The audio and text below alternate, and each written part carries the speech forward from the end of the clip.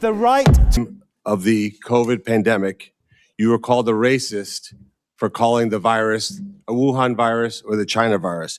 If you thought the 6-foot rule was total crap, if you thought the vaccine wasn't something that you should take, if you thought it was outrageous the way the mask policy was rolled out, if you were fired from your job for not taking that vaccine, including members of the military, if you thought closing schools was catastrophically stupid, and that you thought that during these times saying these things made you somehow a lesser human being. Dr. Fauci, can you just... Now for the people listening to this on audio only, I do want to just explain that, like, there are people standing up here representing people who got shafted by COVID and who had their lives ruined because of COVID that are standing up in the chamber. And what you're going to see here is that, like, Fauci won't even look at them, won't acknowledge them, because he's a fucking coward. and then continue to plead the fifth. turn around and look at the people behind you? You're not willing to do that? That's not a question. It's not a question. To your lawyer, it's not a question. It's a request. All you have to do is look up from your lawyers and look at the people who were absolutely shamed for saying what... Fauci is, just for the people listening on the audio podcast, Fauci is literally looking down at the table when asked to do that. He's not even making eye contact. Yeah. Absolute cowardice. We know now to be the truth. You can't even look at them? That's a question. Are you able to look at them? You can sit down in the audience.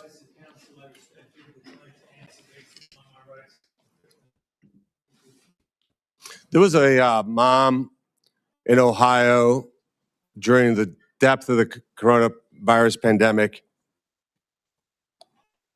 decided to go to her high school football game for her son. They hadn't been out much. The kids had been learning at school, and then the school got shut down. They hadn't really gotten much out of that education. As any parent knew, that remote learning was no learning at all. But it was a Friday night. Her son wanted to go watch a buddy go play football. So they went to the stadium. They sat alone, far from everybody else, just a mom, a dad, a few kids.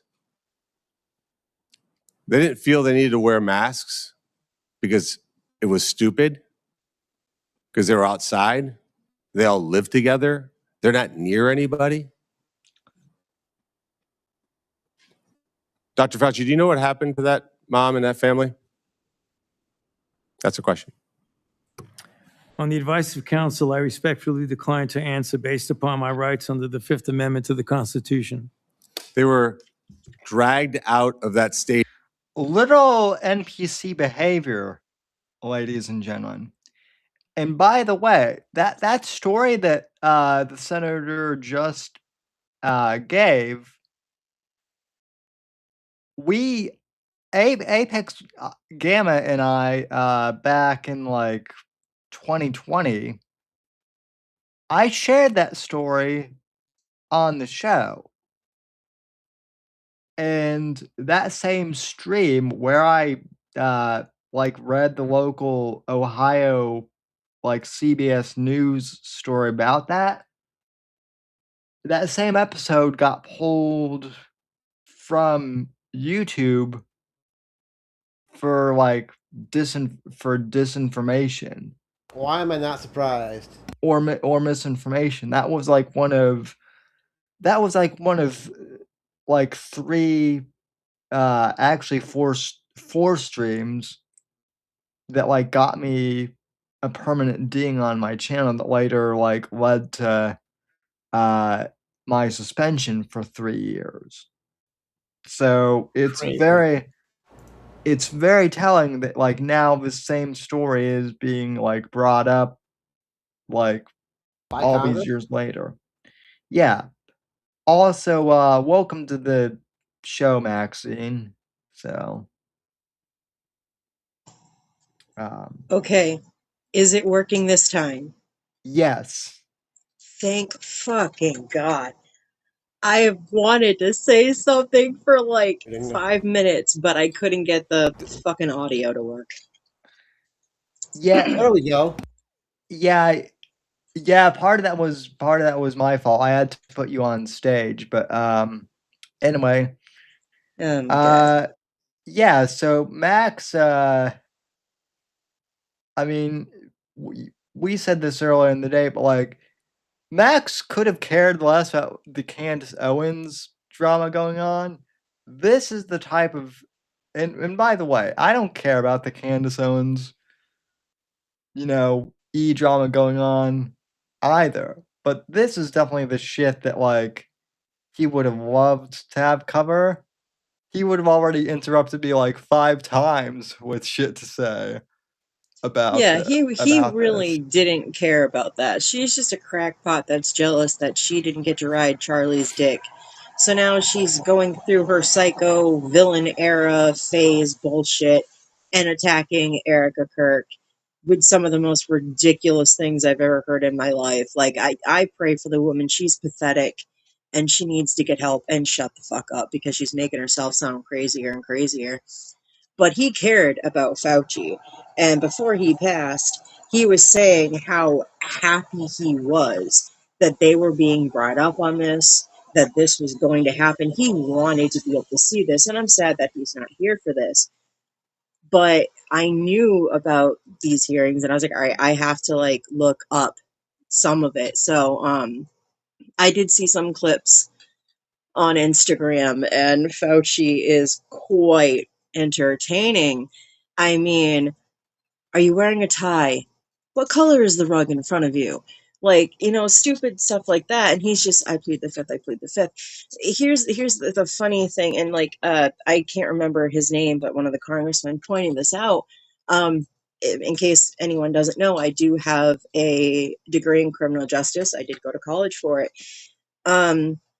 I do not remember the name of the case in the Supreme Court, but the Supreme Court did rule that basically if you are pardoned from something, then you can no longer stand on the Fifth Amendment Yep. when you're in a trial like this. So he actually cannot be doing this. And the congressman pointed out, and it's very true, if you watch his lawyers sitting behind them, they are squirming in their seats because they go, oh shit, they know.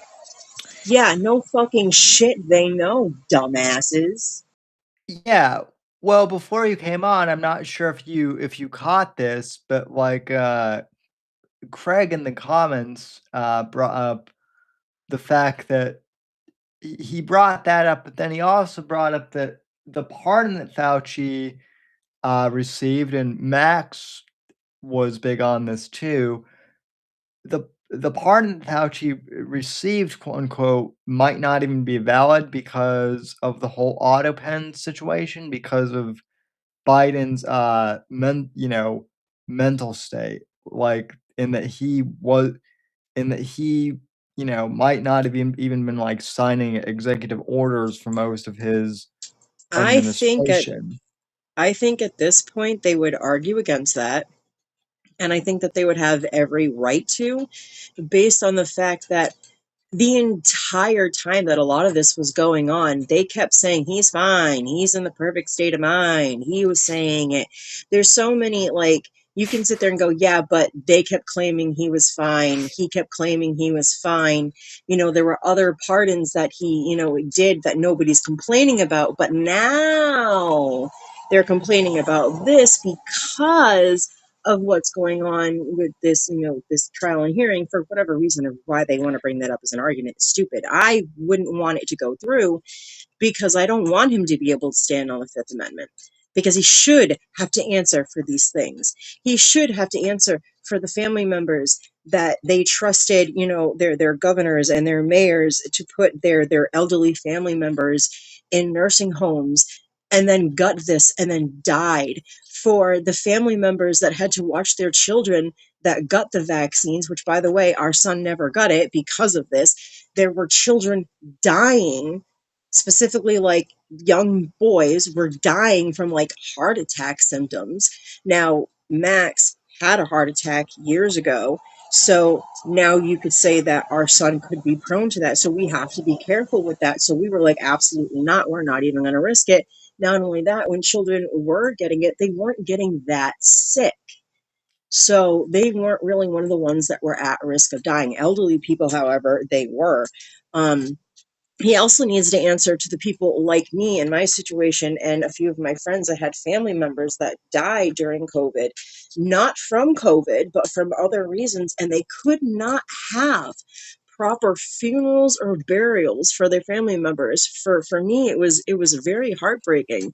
It was me, Max, my uncle, my grandmother, and my mom, and the guy there from the cemetery. That was it. We were only allowed to have that many people. My great uncle literally had to stand on like the opposite side of the little road that they had in there and watch from afar because he couldn't be let over there because of the fucking COVID rules and the 6-foot rule and all that bullshit.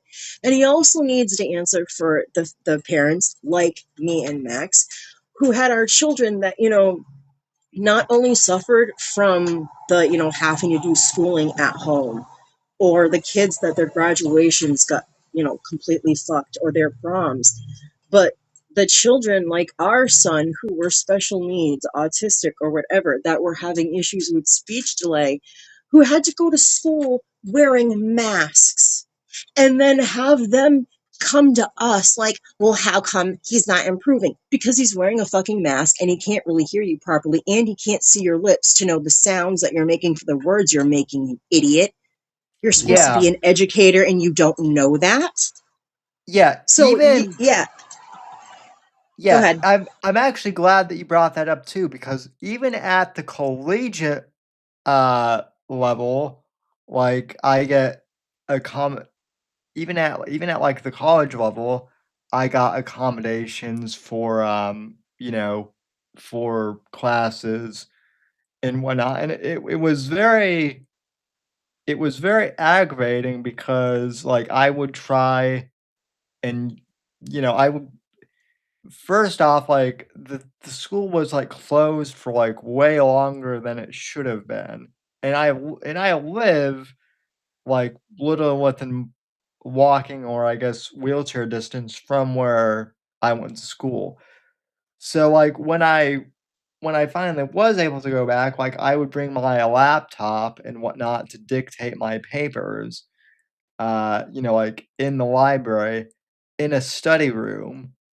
Um, and yet I would still get in trouble because they would demand that like I had to wear my mask well in the study room.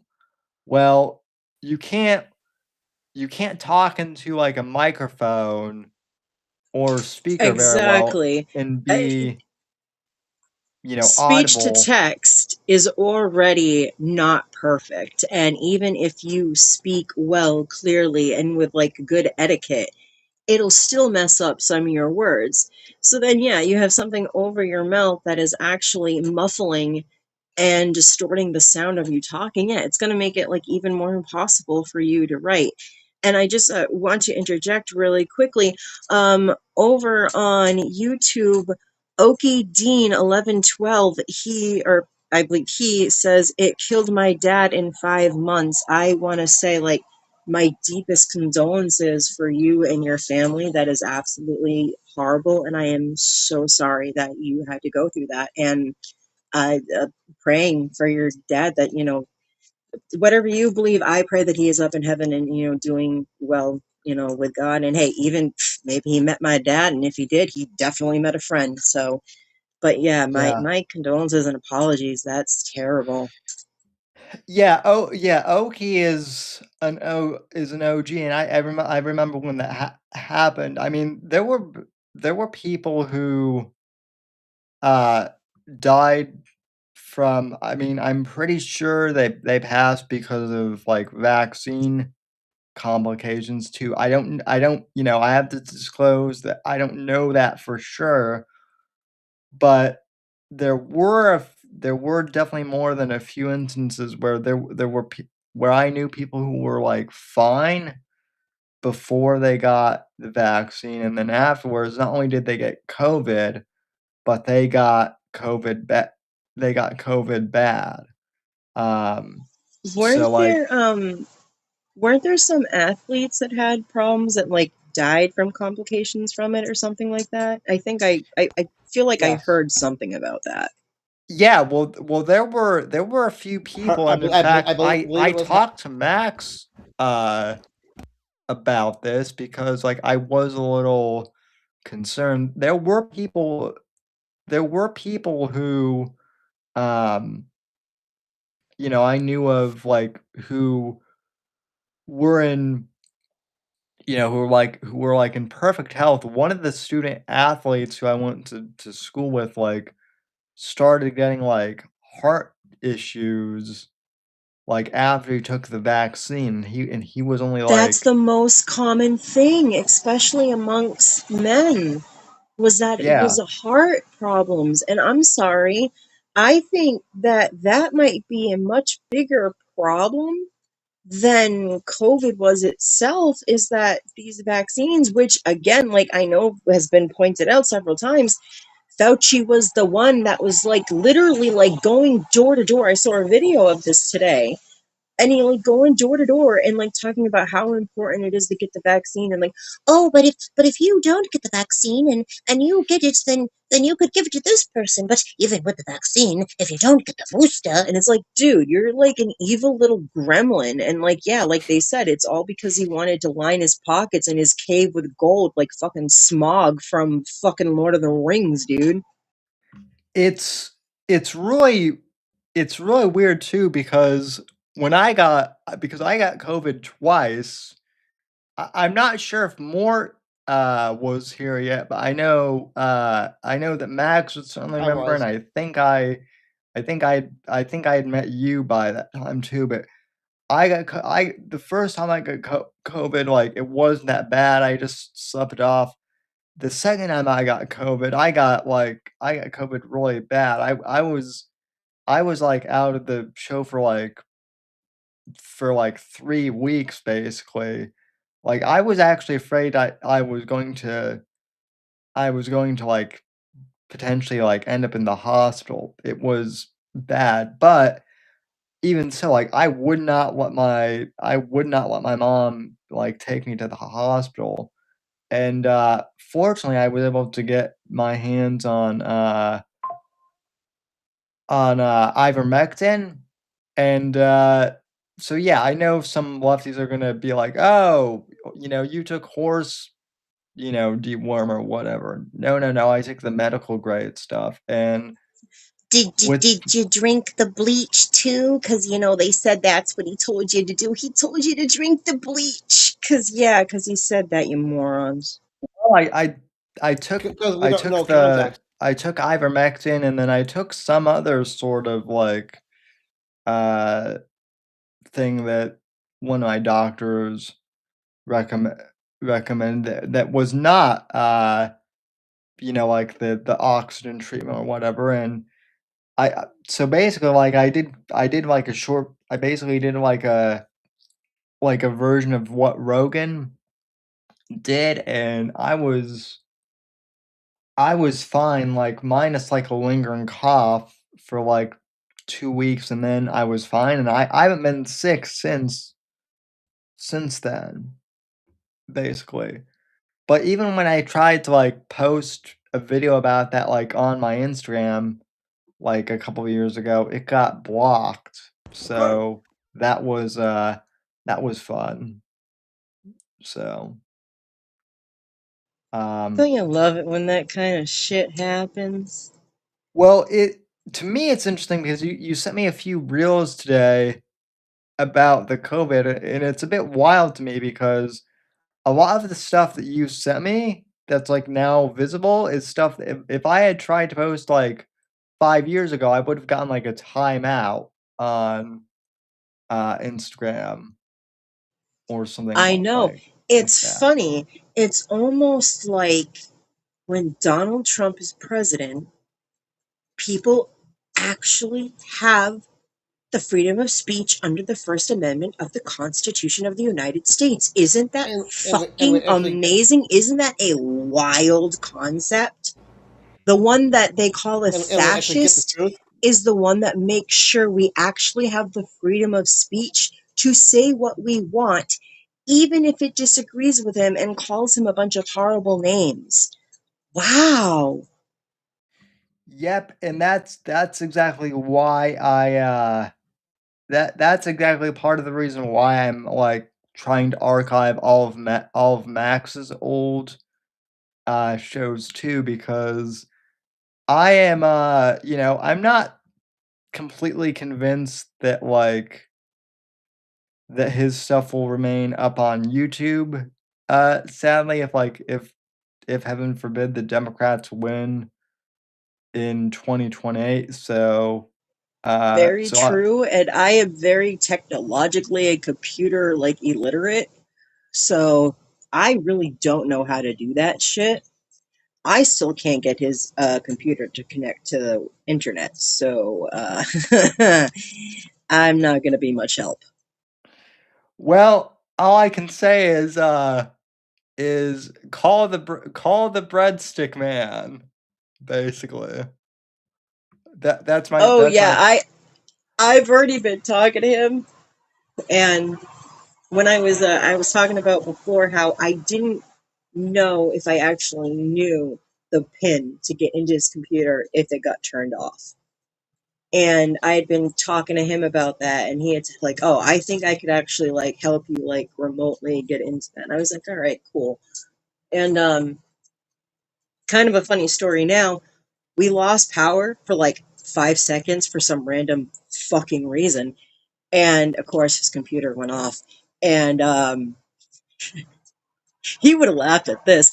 Maxine had a complete mental breakdown and actually threw the table that we usually use for the streams, like maybe a foot. Like it wasn't that far, I'm not that strong, but like it actually threw the table. I was so pissed off. And then I actually knew the pin anyway, so I got back in the computer. That's what's so fucking funny about it. I was upset and worried about absolutely fucking nothing. well, you know, sometimes rage, helps. It brings up, it brings up certain information. So if it works, it works. That's true, and it also just makes you feel really good to throw something. What can I say? But yeah, I want to continue here because this is just amazing that like people are saying, "Oh, this clip is edited." No, Fauci just keeps repeating himself over and over again. And that's why they're trying to claim that it's edited. But it's like, no, people can actually just repeat the same thing over and over again. As a matter of fact, if you are claiming the Fifth Amendment in anything, the recommendation is to continue saying the same thing over and over again, you morons. Yep. And arrested. Those policies were put in place because you had moronic politicians that listened to the words of a megalomaniac who was more interested in having met a Kardashian than the suffering of the American people. And that is you.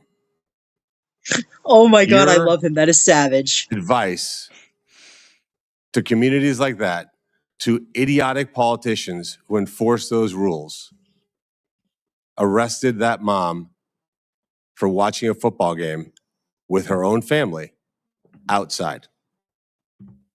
When that story broke, I said to myself, I cannot stand idly on the side and watch this happen. It was about 6 years ago today that I decided I'm going to give up my businesses, sell them all, run for office, run for the United States Senate. Here I am sitting in front of you 6 years later saying, who the fuck do you think you were for doing that? It is a total disgrace what you did to this country. And if my Democrat colleagues are standing there defending you, I hope the voters of the United States of America watch the clips of every one of you doting on a guy who was more interested in being a celebrity than saving American people.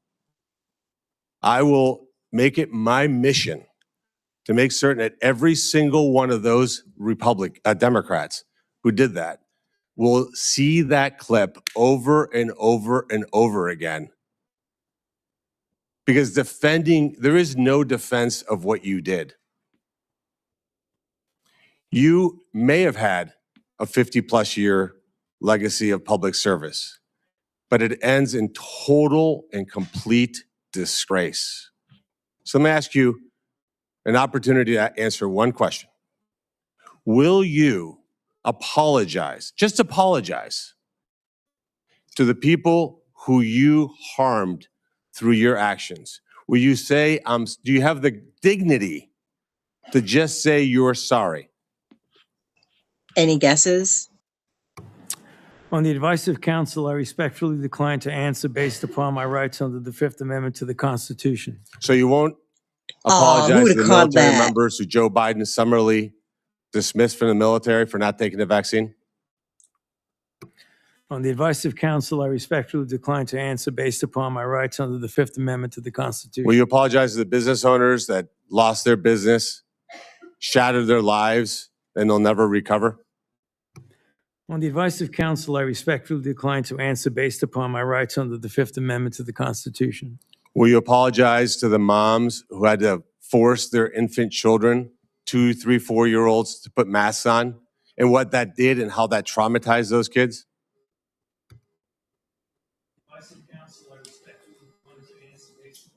Under the Fifth Amendment to the Constitution. Will you apologize to the family members of the people who died because they took your advice and not only got the first vaccine, but the 5, 6 other boosters that they did not need? The advice of counsel, I respectfully decline to answer based upon my rights under the Fifth Amendment to the Constitution. Will you apologize to that mom from Ohio for being arrested for watching a football game with her family? On the advice of counsel, I respectfully decline to answer based upon my rights under the Fifth Amendment to the Constitution.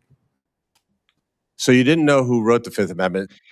It's funny too that they're saying that this is edited because, like, you know, you're seeing that, like, clearly his microphone is like cutting out and whatnot, and you know, stuff that, like, if this were generated by AI or whatever, that wouldn't be happening.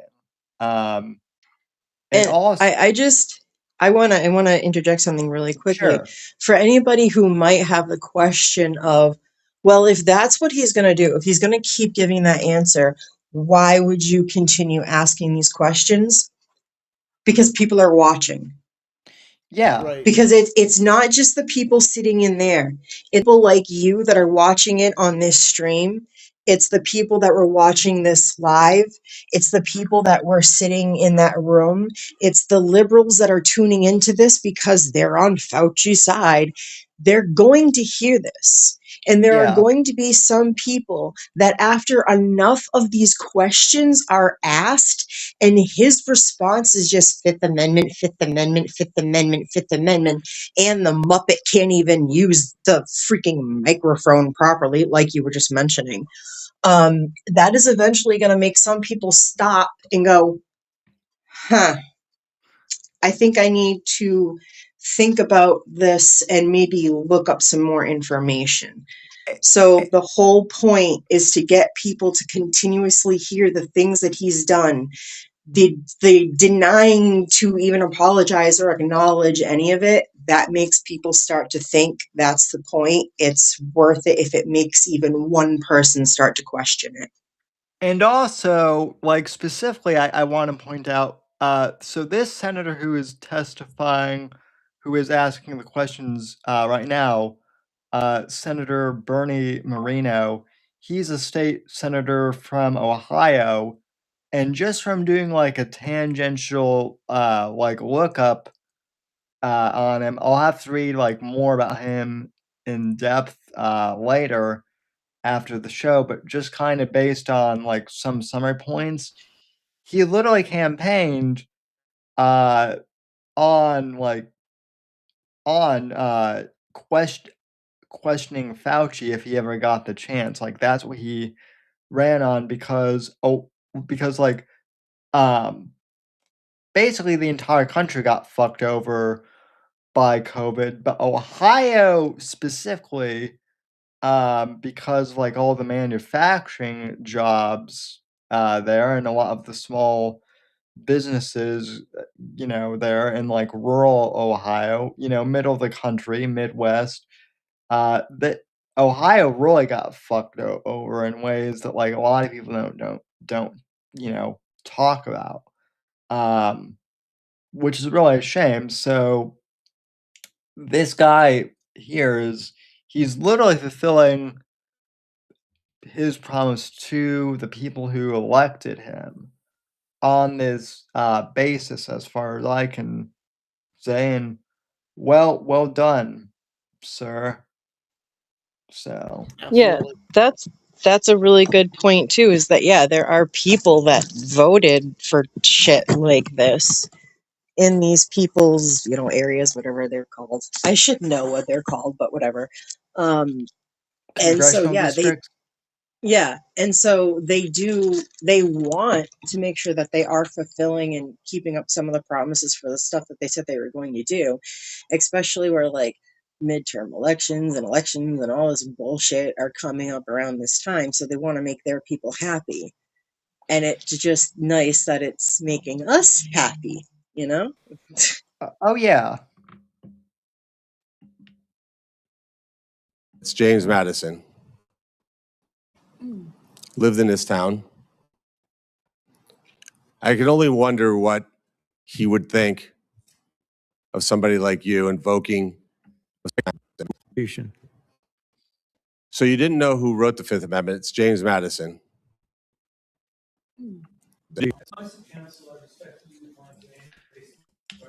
Fifth Amendment I just wanted to back up Wow.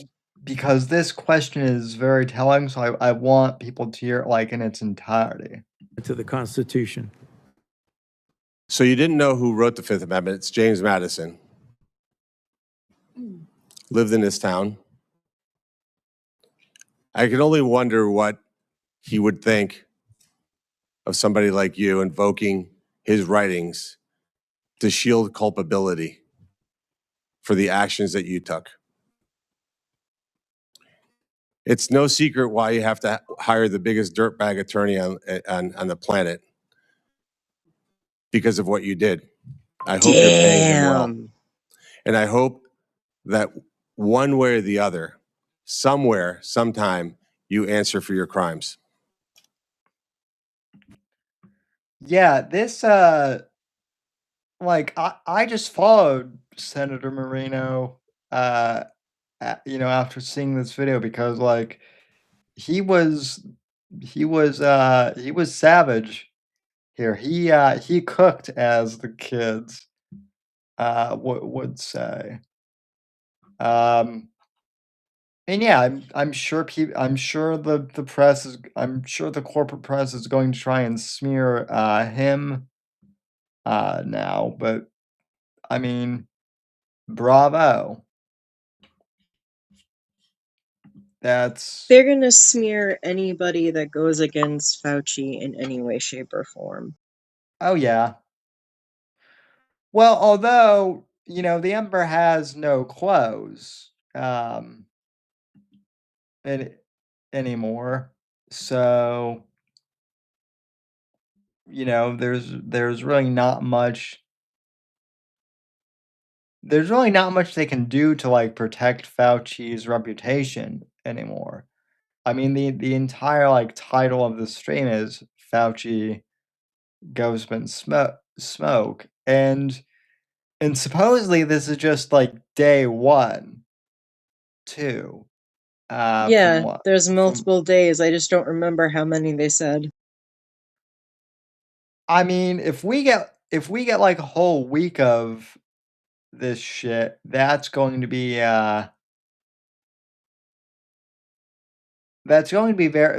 be very telling. It wouldn't surprise me like at all if that were the case, but I just want to point out, because of course this is something that I would would pay attention to and notice. Um, Today is the 29th. It's the day when these started, right? It's exactly 1 month since Max passed away. yeah, Oh, it's It's interesting when things like that happen in my life. yeah, it it sure is. I actually was thinking about that.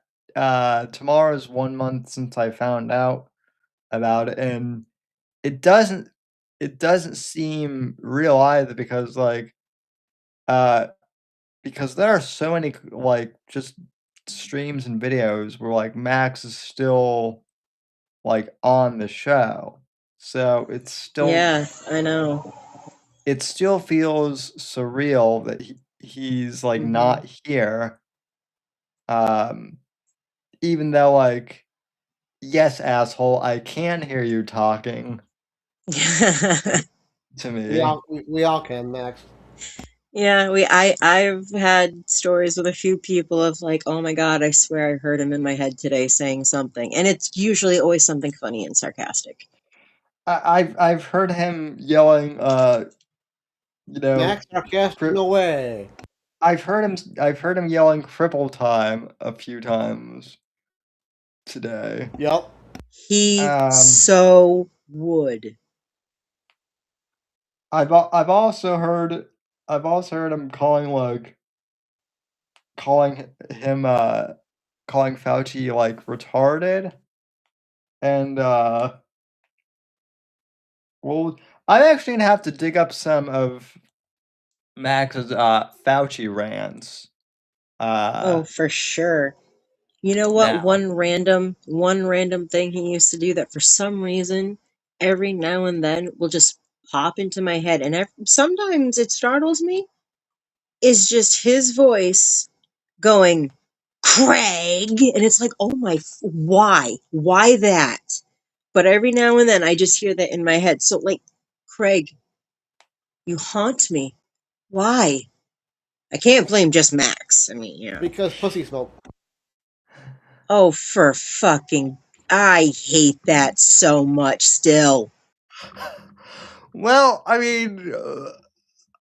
I mean, Craig is like he is the co-host of the Take on Night Title podcast, but he does also like kind of belong to us now too. Oh, absolutely he So does. And I do not blame him for the pussy smoke incident. No, he was dragged in upon that, and him being an engineer and doctor and all those things, he just could not help himself but to discuss these things and then come up with the mathematical equations and bullshit. I don't blame him. I blame Max. Hence the reason well, of hashtag blame Max Sand. I blame him because he's the one that was like, you should tell this guy and then have them ask questions. And I was like, son of a, shut up. But he didn't. He didn't the shut up. the fact that the fact that like the fact that Max suggested that and then like it actually worked because like I was like, at first it sounded like utterly ridiculous to me, but I was like, okay, I'll ask him, and then he was down for it, and then once it came, you know, like down to it, my God, it worked. It worked. And again, like the thing that like the thing that I guess is a bit bittersweet is I've heard Max like in my head like over the past week saying that like he still doesn't care about like all the Candace Owens like Charlie Kirk trial bullshit. But this definitely would have like he would have had shit to say about this, especially like as a dad. Absolutely. That is actually, like, honestly, that is the reason why I went through so much trouble to figure out how to get on the show tonight. And I mean, I found out what it is. Fuck Apple. I can't believe I would be saying this, but fuck Apple. Because it's Apple that, for whatever reason, when you try to use the link to get in, um, on Rumble, the app, you can't, because they use Canvas and you can't do that on a mobile app. You can only do that, they say, on desktop. But I'm sitting here on my Android tablet being able to do exactly that. So fuck iPhone. But that's, fuck Apple. That's why I wanted to get on here, because I knew that Max was excited about this. This is something he wanted to see. This is something that I knew he would have a lot to say, because we talked about it. And so I was like, I have to do everything to get on there and talk about it. And plus, with me seeing the clips of him, you know, pulling this crap, especially with the Fifth Amendment, I was like, oh, I have to get on there and say something just for myself as well. And also, I just gonna say in the chat, I see, yeah, I see, I have made Max into Napa. He's haunting you. Yeah, thank you so much for that. Love that. Not really. Yeah. Well, Matt. Well, well, like I said, hopefully Max like learns how to haunt Fauci and some of these other.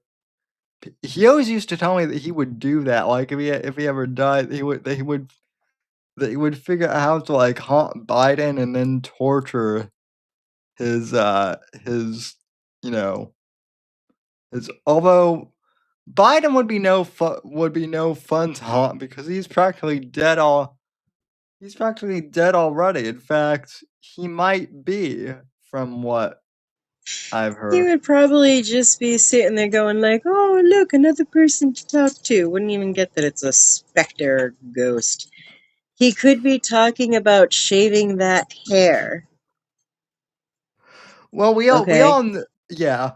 Well, also we all know that like Biden at the very at the very to be generous, he would be going to purgatory and like staying there, being generous.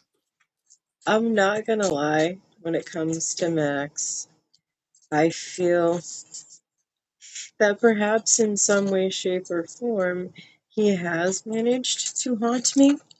Just because there are some things that have happened, like misplacing something in such a oddly weird, like I would not put something there kind of way, that I'm just like, are you seriously fucking with me right now? Because it's not cool. Yeah, well, speaking of, uh, I think he's haunting me because my book almost fell off the shelf and I caught it.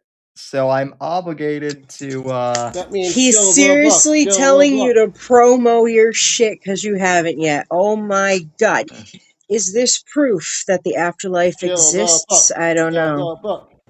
yeah, so, Vengeance in Venezuela, Ladies. it's, Vengeance in Venezuela came out a month ago, tomorrow. And, it's available in paperback, uh, Kindle ebook, and the audiobook should be coming next week. I should have been, showing this and promoting this on on X and all of the social media platforms early in the month, but I kind of, this came out the day that I found out that Max passed. So he was really excited about this one too. And actually kind of like a sad story. I kind of suspected that something was wrong before you told me because he was always the first one if I released like a book to see it and promo it. And then when there were like, when it was like 5 hours without any response from him, I knew that something was wrong, because like unless he got banned from his Twitter account or something, he definitely would have promoted this. That was another reason why I knew that I had to tell you, was for that reason. And yeah, he definitely would want you to be sitting here shilling the shit out of this book. And also for me to let you know that it has been confirmed that if you read this book, it will indeed increase your dick size. Now, how much Confirmed. that increases depends on how much of the book you can read. So make sure you're not illiterate and buy his book. Well, and even if you are illiterate, there, the audiobook is coming soon. So there's really no excuse. Narrated by Doug Green, who by the way, It increases PP size.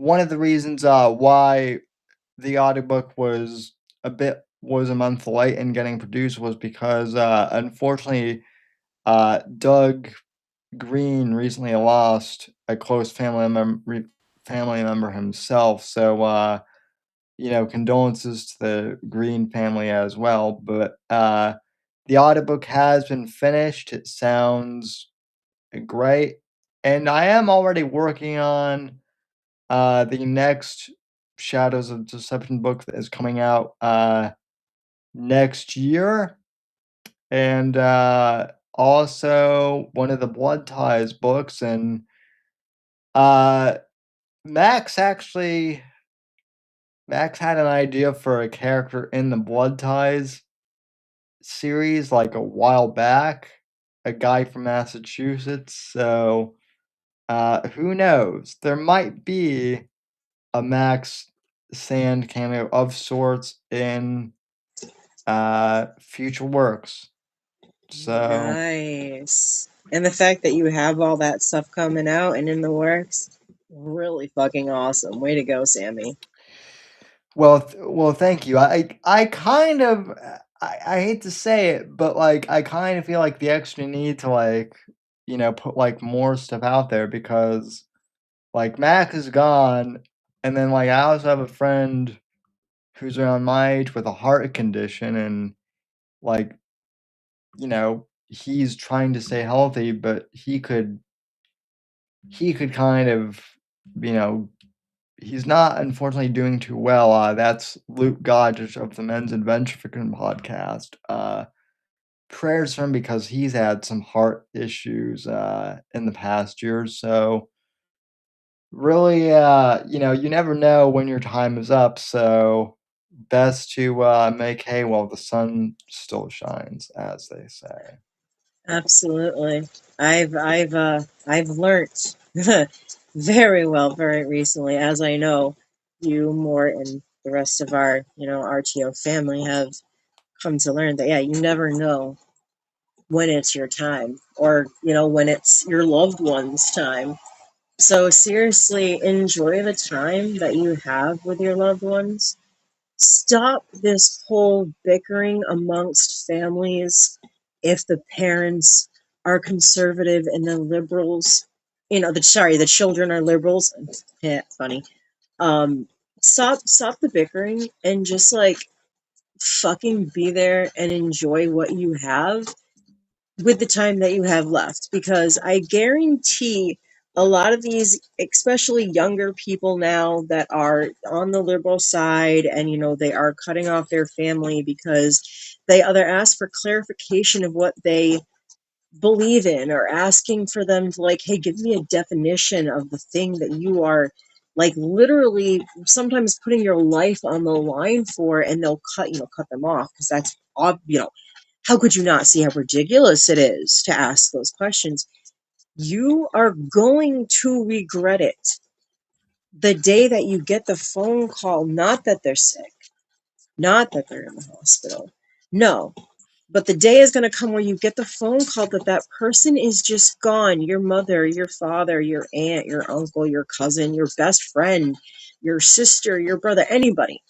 is just gone. They're dead. You cannot talk to that person again. You can't make amends. You can't apologize. You can't ask for forgiveness. You can't do anything. They are gone. For some of you, that's going to absolutely devastate you, destroy you, and fuck with you mentally, because then you are going to come with the realization that that's what you did, and that the last precious moments on earth that that person had, you wasted away being angry at them for something that in the grand scheme of things really didn't even fucking matter. Yeah, and I would say the same is true because as weird as this may seem, and I'm definitely in this category myself, and I unfortunately know others who are in the same category of me of having you know, liberal parents and then, you know, the kids come out conservative. Um, if you're going to scream about how Donald Trump stole your kids from you or something crazy like that, I got news for you. That's not the case. And you know, better to better just to get off the social medias and just connect with people. That's one of the reasons too why I like podcasting so much. And I I talked a bit about this last week, but like, you know, a lot of people tend to scoff at the idea of like internet friendships and online friendships. And to some extent, I do think that, you know, some of the skepticism is well deserved, um, because a lot of these like parasocial relationships can be ridiculous, as Max pointed out on the Cringe Coffee House multiple times. Yeah, and And also I have to say that I have actually, through Penn, I've had personal experience in this. One, because Penn and I started out as friends, commenting to each other on TikTok. Then we started messaging on TikTok. Then we started messaging on Instagram. And she's literally now my best friend and closer to me than some of the friends that I've known for 20 plus years. And she actually, we are the one incident where she did come out, and she actually did visit with me and Max and our son, and we actually went to a convention together. But there are other people that I know that we've only known online who are closer to us and have actually reached out more to us to help us out than people in my real life. You, Mort, Shmuley, Core, even Wayne has like at least offered his condolences and like checking up on me.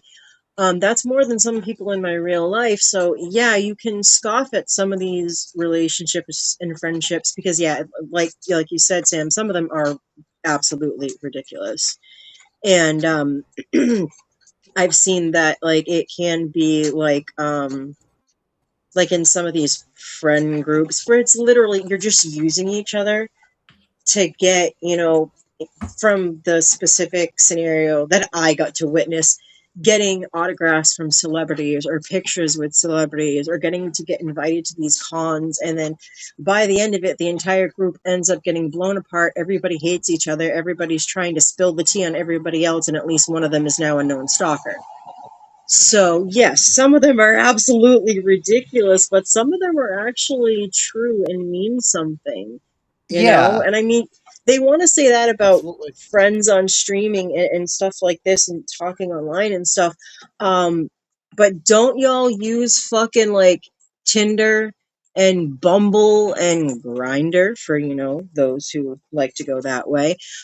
Isn't that the same fucking thing until you eventually meet with each other to some degree? yeah. Well, that's the thing is like is people never scoff at things like eHarmony or like dating sites or anything like that's socially acceptable, but online friendships for some reason still have this weird thing, and that is, as I've explained, that's one thing that I do like about like podcasting is like it is a little bit more personal in that sense. Also, like as I've shared, like Max and I talked like off the air, like not all the time because he was always But out at least a couple times a walking, week. but like more often than like a lot of people might think, and same thing with Craig and Evan and other people who I've communicated with. Like the thing that kind of saddens me the most is like some conversation I've had with Max definitely should have been like on air just because they were so good. But like Max also like he was himself on air, but there were things like more personal things that, like he wanted to keep private. Um and that's cool, but like it also they also would have been cool like if he shared like I guess more of his like actual like true persona on stream Yeah, if that makes sense. it does, He because it's funny because he said something like that to me a few times in the past, like at least 6 months, that like there's just some conversations I just should have hit record. Why didn't I hit record? And I'm like, because you were just having an honest conversation with Sam and it wasn't an opportunity to stream. So neither one of you thought that, because yeah. neither one of you are that type of people. But it's also true that, like, yeah, there, when Max, like, especially when it was like serious topics and he wanted to come on the show and talk about it, there were times where he would, kind of like really actually behind the scenes, like even with me talking with me or whatever, would be preparing what he was going to say, because he knew that one, who wanted to try to make sure that he held a certain kind of standard of respect for you and the show, which I feel he always managed to do. Oh yeah. He wanted to like give like a part of his true perspective, but keep it reined in, because he also knew how people are on the internet, how they would react, and he would rather, portray something in a way that, even if it comes off as funny and being comedic, it still has like the knowledge of what he was trying to get across mixed in there, so that there are some people that are going to listen to it. Which, funnily enough, for the people that want to like judge us for being juggalo, that's pretty much the whole point of ICPing with juggalos, is that the messages of hey, guess what? The carnival. They always talk about the carnival. The carnival is Yeah. God. The carnival is God. Shangri-La is heaven. Juggalos follow God. ICP follows God, and they hope all juggalos follow, find him, and that is on the Quest for Shangri-La. It's like the last track, Thine Unveiling or something. I always pronounce it wrong. I actually really like the song, and it's the one that I played for my dad to try and get him to understand that songs like Crooked Preacher Killer is not that bad, because what it's actually talking about is that like the preachers and the priests that were doing bad things to little boys are going to reach a horrible end in hell. Like, it's going to happen. And like, how many people in their day-to-day life would say something like that about those kinds of people, how they wish that something like that would happen? It's the same thing, but it's portrayed in an artistic way, in a semi-funny way, and people can get the message from that, from listening to it, if they are open-minded and want to give it a chance. Like, a lot of ICP songs are like that, and that's one reason why I do like ICP, is from the time that Max introduced me to the music, I started kind of seeing that, and I was like, oh shit, I think I know what's coming. And not gonna lie, it was a little annoying because he kind of made me go through like a history lesson with each freaking album. So it took me a while to get to that fucking last song on the last Joker's card, but because that's what they call each album. It's the six Joker's And, cards. in But Max's yeah, defense, I would do that too to some people. Yeah, well, and also, like to be fair, like I actually had to, I I actually had to like explain Max's whole like like sarcasm and bombastic sense of humor because to my mom and to a few other people because out of context, like some clips of Max, like he does come off as like wild and bombastic, but like once he you knew that. know, but like once you know some of some of his history a bit more, like it does get a lot funnier. And yeah, Max did know Yeah, that. So like actually, funny story about that. Max told me about that, about when you actually showed your mom the videos and her reaction and everything like that. And he looked at me and he was like, of all the clips that he could have shown her that really portrayed that it's me being funny, and she shows her serious one first. Your whole point is trying to prove the comedy and the satire, but you show that, like, it was just like he thought it was funny, but he was also like, it did kind of make him nervous a little bit, just because he did. I'm still getting used to that. He did actually really hold a lot of like respect towards your mom, especially just because of like the person she is and what she's done yeah, for you and everything. She's an amazing woman, and he really did respect her. So he got like worried, but like as far as I knew, like y'all worked that out, and she finally got it. So it's like, yeah, but it's just like funny that I actually remember that story from that time. and it's funny too because when he passed, like she was and I'll keep some details like I won't share like exact details, but like recently we were talking and I shared like basically Max's whole um backstory. You know, some of what like I know about him and like after hearing that like she was really um like she thought she thinks very highly of him now, especially like all the stuff that he's had to go all the stuff that like he had to go through in his life and that sounds weird to say because like to me he should still be here.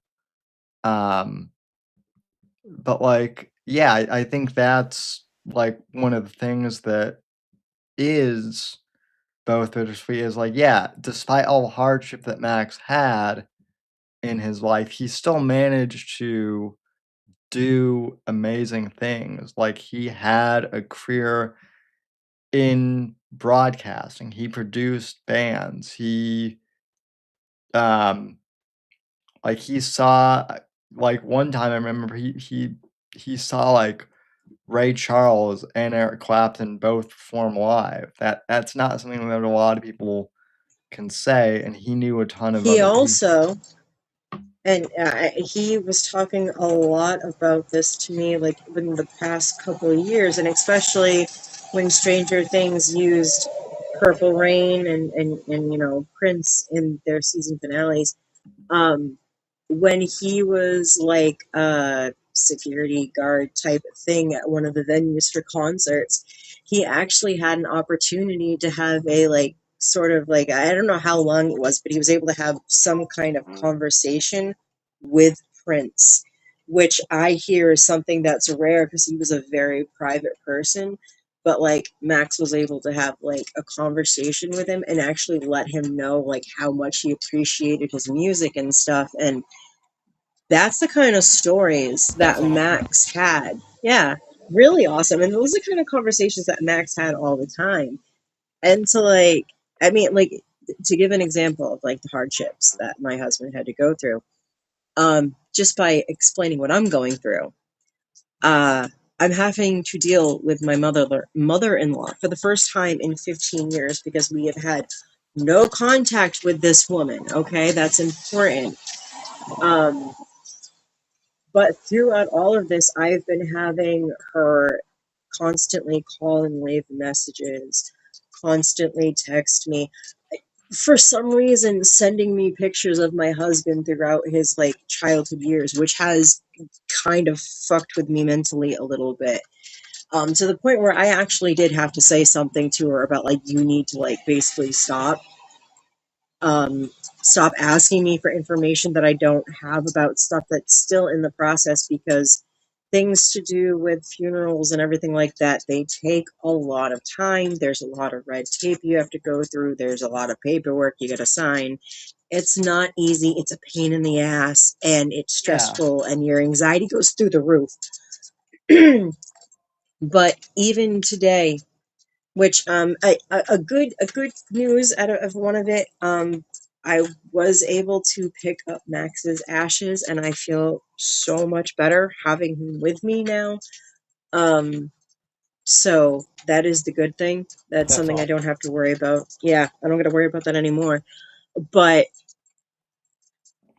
Sam, more, you know this because I shared screenshots with you and was talking to you about this earlier today on Discord. From 9:37 in the morning until sometime after 2:30 in the afternoon today, I was constantly getting texts from her. And she was, I'm not going to get into specifics, but she was telling me information that just was absolutely not true, that caused me to have a panic attack in front of my son. And I had to go lock myself in the bathroom, and I felt terrible because I don't like to show like that much emotion in front of my son. He's autistic. I know that he has such a hard time regulating normal emotions, and here's mom freaking out and crying. I had to like make phone calls and confirm things, just be like, okay, she's full of shit. And I'm like, all right, you need to stop asking me questions, stop telling me anything like this, tell people to stop calling other people and asking for information, stop telling me all this bullshit, stop. But I did it in, of course, a respectful way, because you know, I'm not a complete bitch. I am respectful to her because, one, she's an elder. Two, she is my mother-in-law. I know there has to be some level of respect, okay? But she kept going that entire time. She even at one point, this is the only thing I will say, she told me like, don't get so upset.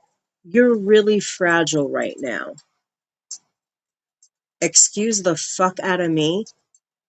After everything that you've been saying to me and doing to me, and it's not just today, but over the past month now, you say that to me. And that, I'm sorry, to me screams manipulation, screams narcissist. And so Yeah. now it's like, okay, I can't trust anything that comes out of her mouth, and that makes that very difficult, because I am trying to be respectful to make sure that they are able to, in some way, shape, or form, pay their respects to Max, while at the same time making sure that I'm honoring his wishes. Because as I've said before, he wanted to be cremated. He didn't want to do a casket and stuff like that because it's too expensive, you know, because that's how he always thought. It was always about like, what's going to be least expensive for you. And then, do whatever you want with the ashes, essentially. But he did not want to wake, and he did not want a funeral, because he didn't want to be a burden on me, for one. He didn't want to have waste money on that, because he, just thought like anyone can just go there and visit wherever you put me. It's not a big deal. And, like he didn't want to waste money, all that stuff, kind of like rational, logical thinking, which is exactly how my husband always was. If you knew Max, or you've listened to Max on this show, you know that he was very logical in his way of thinking. Oh yeah. And she's just kind of pushing by saying, when are services? And it's like, there are none. We've talked about what's going to happen. She knows, but she's pushing that because she wants to try and get her way. And I mean, I showed you guys the lies that she used that make me go, oh, she's trying to find something to be able to go, well, we contributed something in this way, shape, or form. Now do what we say. And it's like, no, that's not going to fly. Yeah, I So, like, mean, that's the type of person that he grew up with. And then you have to add in, if you've, listened on the show, the abuse that he did endure from her as well growing up in that household. So, yeah. Well, I mean, all that is to say, and we talked about this a bit last. We talked a bit about this last week. I know you weren't able to get on here, but the whole thing with the Andrew Tate and the whole manosphere thing, and Max and I, we talked at this on air, and this is one of those conversations that like I wish we had recorded. I told Max point blank that like one of the reasons why I hate the quote unquote manosphere so much as it's portrayed. I get the arguments that they make about toxic femininity, about how feminists have gone too far, about how like some women can be very abusive themselves and oppressive, towards men. I understand that, but for the Andrew Tates of the world to say suddenly that like the solution should just be to treat women like shit, and also like the only way to success is to like become like a martial artist and simultaneously like a real estate hustler, like those I think I guys. just figured it out. I know what it is. And it's the book taught girlies' fault. They're all trying to be like the doms in the dark romance novels. That's Yeah. what it is. That shit is poisoning the men as well, because now they're trying to be those doms, because like that's how like men that try to be a dom who aren't dom, because yes, there are men who can be truly like dominant in relationships, but the ones that like honestly have no idea what they're doing, that's what they are. They're like mean and nasty, and it's like the yo bitch go make me a sandwich and smack you upside the head. They think that's being dumb. That's what the problem is, Sam. We figured it out. It's just Wow. it's the 50 Shades of Grey bullshit. So That so is like exactly what Max would say, Mort. yeah, so but like Max went through all this like horrendous. He went through more horrendous shit in his life than like a lot of these like manosphere guys, and like he's not advocating for like choking bitches or uh you know be beating it. Max and I did joke about getting into real estate as like a joke for like the manosphere with like Shmuley, but like none of us are real estate guys. Like we're not even that good at like that part of the of the manosphere grift. Max is too tall for is like way too tall to like fit into a Lamborghini. Heck, I think I might even be too tall to fit into a Lamborghini, and I'm relatively short. So, yeah, the whole like seeing them get arrested, I know that would have made him happy as well. So, Absolutely, it would have. And I gotta say, Craig is kind of cracking me up in the fucking chat. He says, use his ashes to salt the earth around homes of his enemies. Be extra metal about it. My Yeah. God, that's fucking awesome, hilarious, and just so perfect at the same time. yeah, I mean, there's a certain person I'm not going to name on stream, but you know, uh they definitely deserve a few ashes around their property. I'll just say that. Complete with voodoo dance. So I'll just say this. If there's anybody out there, other internet world, YouTube land, or in the real world that, Max was already in your head haunting you and living there rent free, I feel I hope he bad for stays you there. because he's free now to roam wherever he wants, and I guarantee you he's going to be there a lot more. If you have any dreams about him, that might just be him saying hello. well, Hello, fuck you. I mean, I have had Boo, motherfucker. I have Facts. had I have had dreams about him, and I was his friend. So, um, also, I'll just put this out there. I've been streaming The Witcher on the channel when not doing the show, and I know Mort's been watching my playthroughs. I'll just say this I gotta for make sure you don't fuck up the playthrough. well, which I appreciate, backseat driver. But I will say this. I don't like my gameplay footage is authentic. I don't have to steal gameplay footage. Love it. Do you So, actually talk while you're playing the game and interact with what's going on and the chat? No, um, it's been a no commentary playthrough, but we talk in chat. it's been no commentary, and the reason for that is I don't want to spend money on a gaming headset for my PlayStation, even though, and this is one of my complaints about Sony in particular, is I own a pair of Sony like wireless headphones.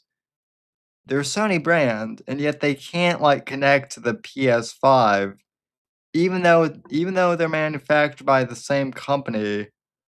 Like you would think that they're my Sony headphones can connect to my MacBook and my Android and, things that, aren't even manufactured by Sony, but yet Yes, but Sam, how would they get you to spend that ridiculous amount of money on another headset, which does the same exact thing as the headset you already own, unless they make it so that the headset you already own doesn't connect to the new system, huh? And actually, since we're already on the topic of Sony, last week there was a Sony Electronics tweet promoting physical media and a turntable for vinyl while they're trying to get rid of physical games. I saw that, and yeah, that's the Eat a weird. dick, Sony. Dear Well, Lord, that's well, ridiculous. well, that's the really weird thing is Supporting one niche while trying to fuck another. well, that is the weird thing is just as a kind of a marketing guy who studied business in school, it doesn't make sense that a company would be that fractured internally, which kind of has to be in order for it to make sense, that has to be what's going on, because Sony for movies and whatnot, they've been very pro physical media as far as their marketing goes, which is awesome. But when it comes to video games, whoever's running PlayStation is not talking to the rest of the company. And look, as a lifetime PlayStation guy, a lot of us are pissed off. We I've been a PlayStation guy for 20 years, and if I ever get another console, It's not going to be the PS6, that's for sure. Because it'll probably be like $1,000, and at that point, I might as well get a Steam Steam machine. machine. Or Yeah, exactly.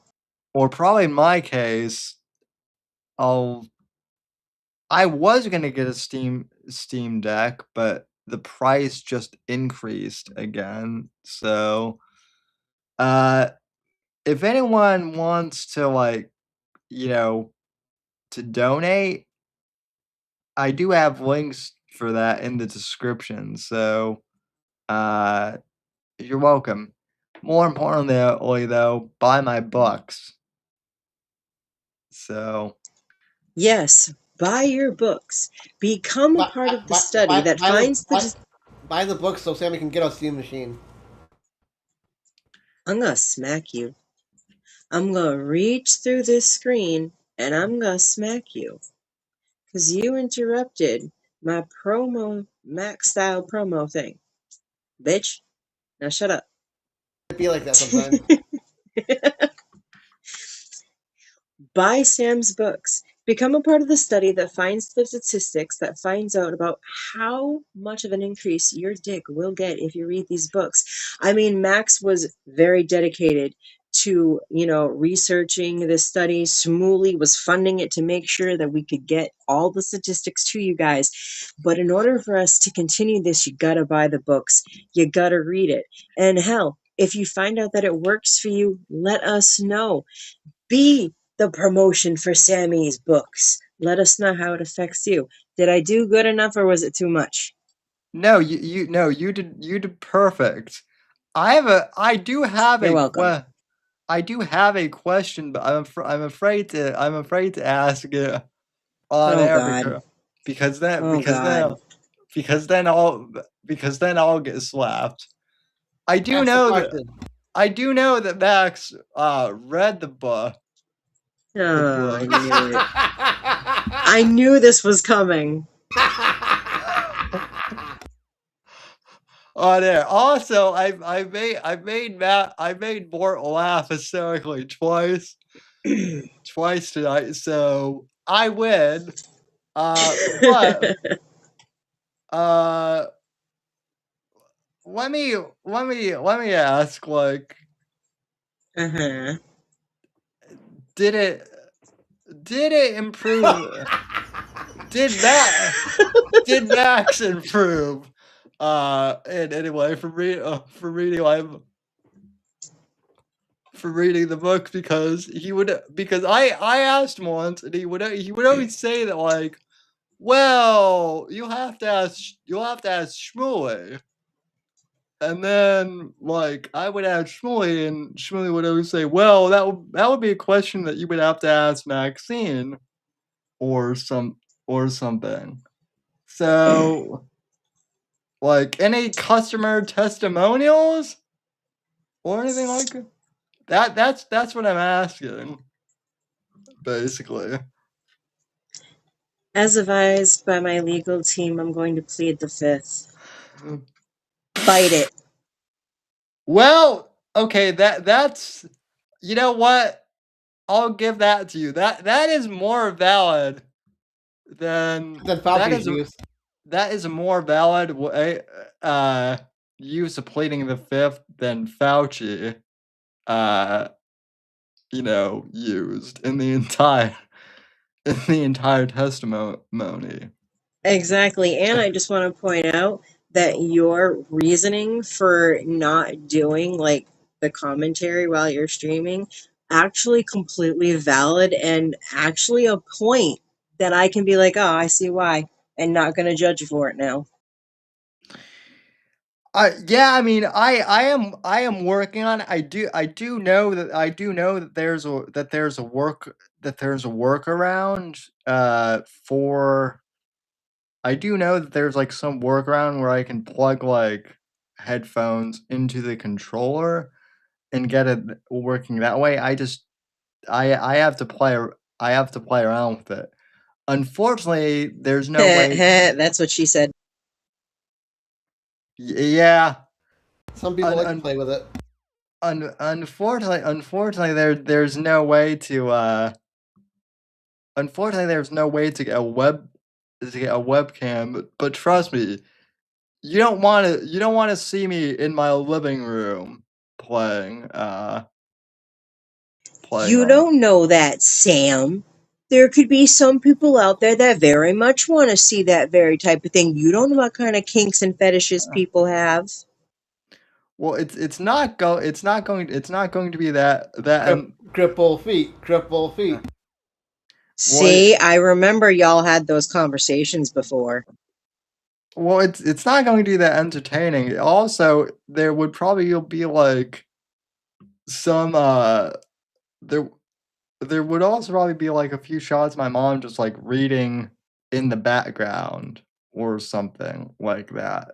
And I know she doesn't want me on camera, so we would have to like I'd have Yeah, to that figure out that for cam one thing of like the consent and the not wanting to be on is one thing, but also to point out like a wholesome side of it is that there are some people that genuinely do like to watch streamers like playing games and just have like girlfriends or whatever animals sitting in the background just chilling.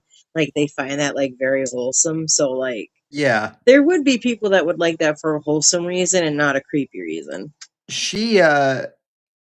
I she tried to watch the Witcher Netflix series and was bored God. by it. She was bored by it. I love that. Even like the first season with Henry Cavill, and I'm like, well, if you thought this is the good season, if you thought that was boring, I've got like unfortunate news for you. It gets worse. So, I but mean, is she expecting like Terrifier levels of violence or something? well, she was expecting expecting Game of Thrones level of like production, I guess, Oh, I see. because she did because we did watch Game of Thrones together, and she did like that. But then I guess as did a lot of people, and then when The Witcher came out to Netflix, like a lot of people thought it was going to be like around the same thing, and like play the games and read the books for sure, but the show, yeah, everyone pretty Show much is fucking agrees. trash. Everyone pretty much agrees that you can skip it. So, um,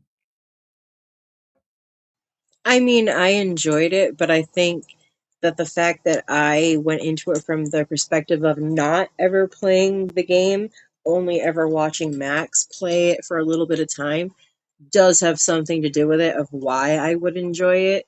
Because when like he would explain it to me all the time, when you're not a part of the like the community that read the books, know the lore, and played the games, then yeah, you can go in it and be like, ah, it's fun. But when you are a part of that, you're going in, you're like, that's wrong, that's not accurate. They don't look like that. They don't say that. What are you doing?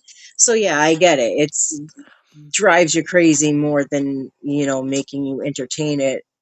And being entertained by it or being happy that they created it. my understanding though too is that like even people who didn't who weren't like familiar with the games or the books, eventually the show got so bad that like even they weren't like interested in it like at all. And that's bad just from like a production value if your show is so Yeah, that's actually really bad. boring that like even like normal people. If you can't get the normies, that's bad. Yeah. So oh, also Chibi in chat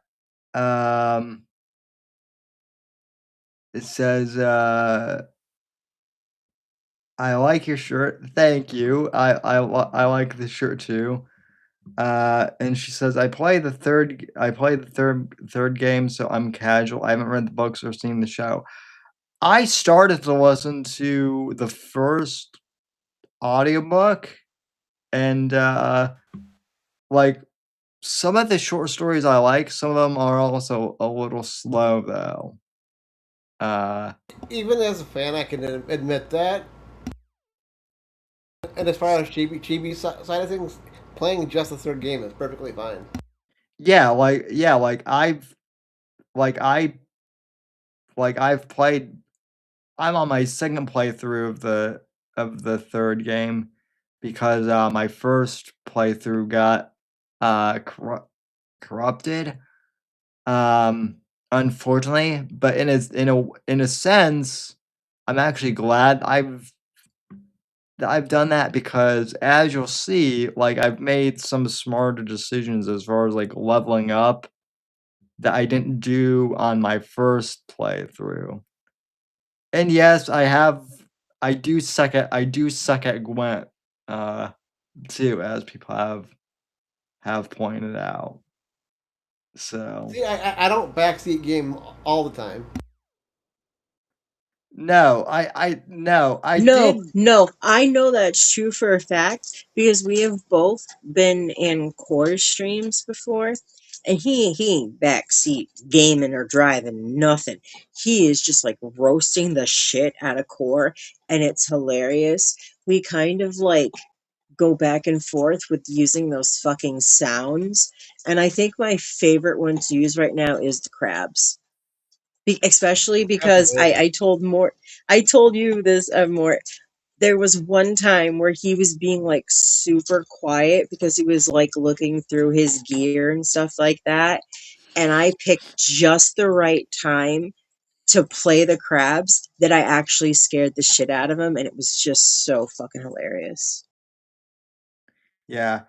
Now if only Sony would allow people to stream to Kick, like that would be even better. Um so yeah. Also more I am going to have to challenge you to a cripple fight with Gwent, sir. You'll lose. One Oh of these boy. days. Yeah, I probably will. There is a standalone version on GOG. Of Gwent? Yes. Cool. Well, also like an actual like. My understanding is Gwent just Magic the Gathering like for physical cards? Is that what it is? Kind of, but not really. The concept of Gwent, at least the way it started in Witcher 3, is a battlefield via cards. And it's more, you'll see it if we ever do one on one on the standalone game. It's more graphically played out there. Yeah. Well, I mean, But no, the mechanics are wholly different. well, it is fun to play the card games. It makes a lot more sense to play that than it does like Sabacc from the old Star Wars RPGs. Or dice poker. Oh yeah. Um. Anyway, though, I do have another story that I kind of wanted to get people's opinion on this because this has kind of been trending in the news as well this week, but I was thinking of bringing this up initially for bits and bones, but I also thought that this might fit in better here. So let me try and see if I can find. Quick promo for Bits and Bones. We have a interview this week Uh, with a fellow gaming creator, Mad Curious Gamer. She's fun to talk to. oh yeah, we do. So definitely tune in because this is a guest show this week. So That's very exciting. But another thing I wanted to kind of cover, since we talk a lot about AI on the show, is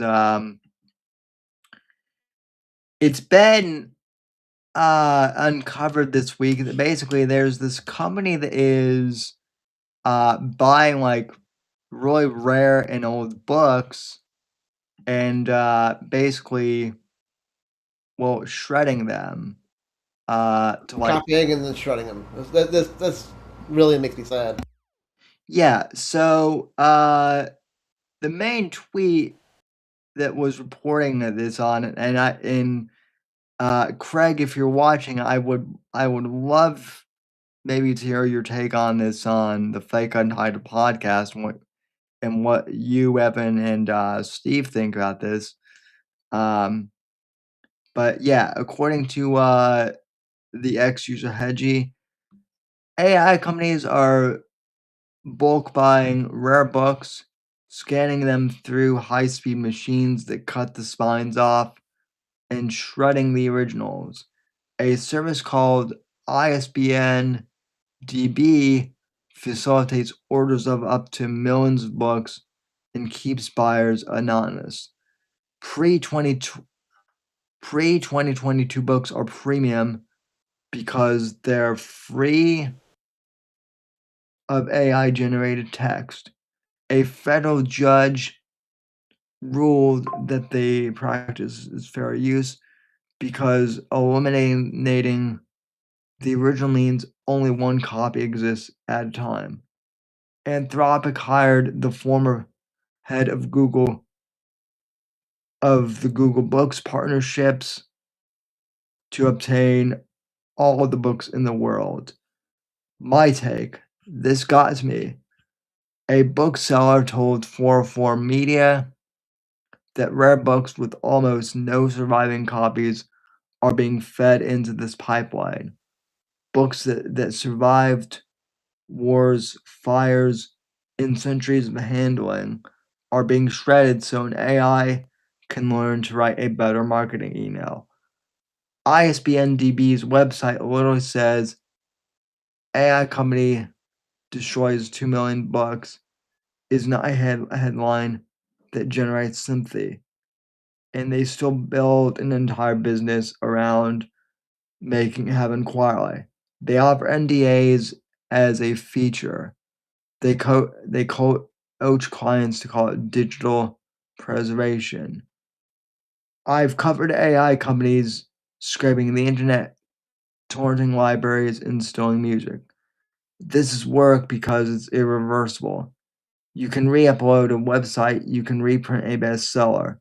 You can't replace the last 3 copies of an 18th century botanical text once somebody shreds them for training data. And the judge says it's legal, so it's going to accelerate. We shred rare books and offer NDAs so nobody finds out is a legitimate business model in 2026. What a timeline. So, as someone who is very pro AI myself, like I have no issue with people scanning like online databases from like in an archive and all that stuff. Anything that is like fair use. And that's the thing. You can scan a rare book without fucking destroying it. Even with what the judges, I don't mean I kind of mean to interrupt, Debbie, but even with what the judge is saying that only one copy exists at a time. How about you just keep it in a fucking private library so it doesn't fucking get out? Yeah, the other thing too that like I have to wonder too is like with all the technology that we have available to us now, to like scan shit and whatnot, like you would think that like they would be able to like scan things. Well, they can, but they don't want to use the scanners that don't destroy things. It's kind of interesting because like I know that like a lot of time like times like the people like this will talk about like needing to like preserve history or needing to like future generations or just people, in the future to see like what we had and stuff like that. And it's like, wouldn't having, like Mort said, like this private library that keeps the books preserved and safe so that they would be able to see what we actually used, as well as backing them up with the scanners that wouldn't destroy the books, so that way you do have the digital copy. And you could say that you only want the digital copy to like be the one that's allowed to be distributed or like recreated, and the physical copies have to be in whatever facility that you create for them so that they're safe and protected.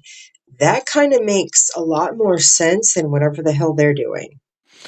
Yeah, and They're literally ripping the spines out and just fucking photocopying the goddamn pages. yeah, and I do want to point out here that Elon Musk himself, as much as I give him shit for like changing the X algorithm again, he did say, I've asked the SpaceX AI team, which runs Grok, to preserve any rare books in a library and scan them the hard way versus just cutting off the spine and scanning. Which, yeah, that's how like that's how all the AI companies should work. To like get training data, in my view. So I don't understand like why it's such a hard practice. It's too much work, don't you know? So Yeah, that's what it comes down to, like the laziness, too much work. They'd probably argue something about some kind of like financial hardship BS that, doesn't actually exist for them. And it really, as a person that like has a genuine love for books and like physical books, and I mean, I have a huge collection of of books, different, genres and everything. Like, it does break my heart just hearing they rip the spines out. Because, like, also being a That's millennial, why being I like, said it the way I did, because I knew that would get a reaction out of you, Maxine. oh yeah, it definitely did. Because, like, I guess I found out. I guess I'm a core millennial. I'm not an elder millennial. Okay, whatever. That's fine. I don't care.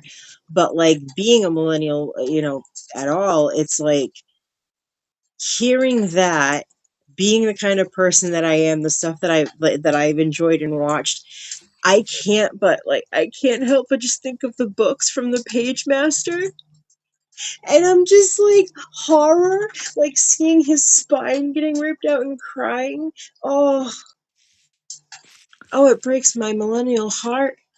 yeah, It's like Littlefoot with the star leaf.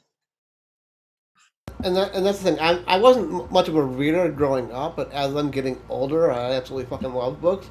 I have a pile of books that basically permanently on my stand, and I have a bookshelf that I made in high school shop class filled with books.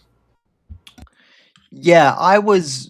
It's funny more because I'm the exact same way. I did not enjoy reading like when I was in elementary or middle school really, because like a lot of the young a lot of like the young of like the YA fiction that was like geared Trash. towards, yeah. Well, I mean a lot of like YA fiction, with the exception of like Harry Potter, was trash. And like the other thing is like there are those of us who like, I enjoyed Harry Potter, but like I've always been into like, like spy stuff and whatnot. So like there wasn't like anything else out there besides really Harry Potter up until the Young Bond series came along, and then even that was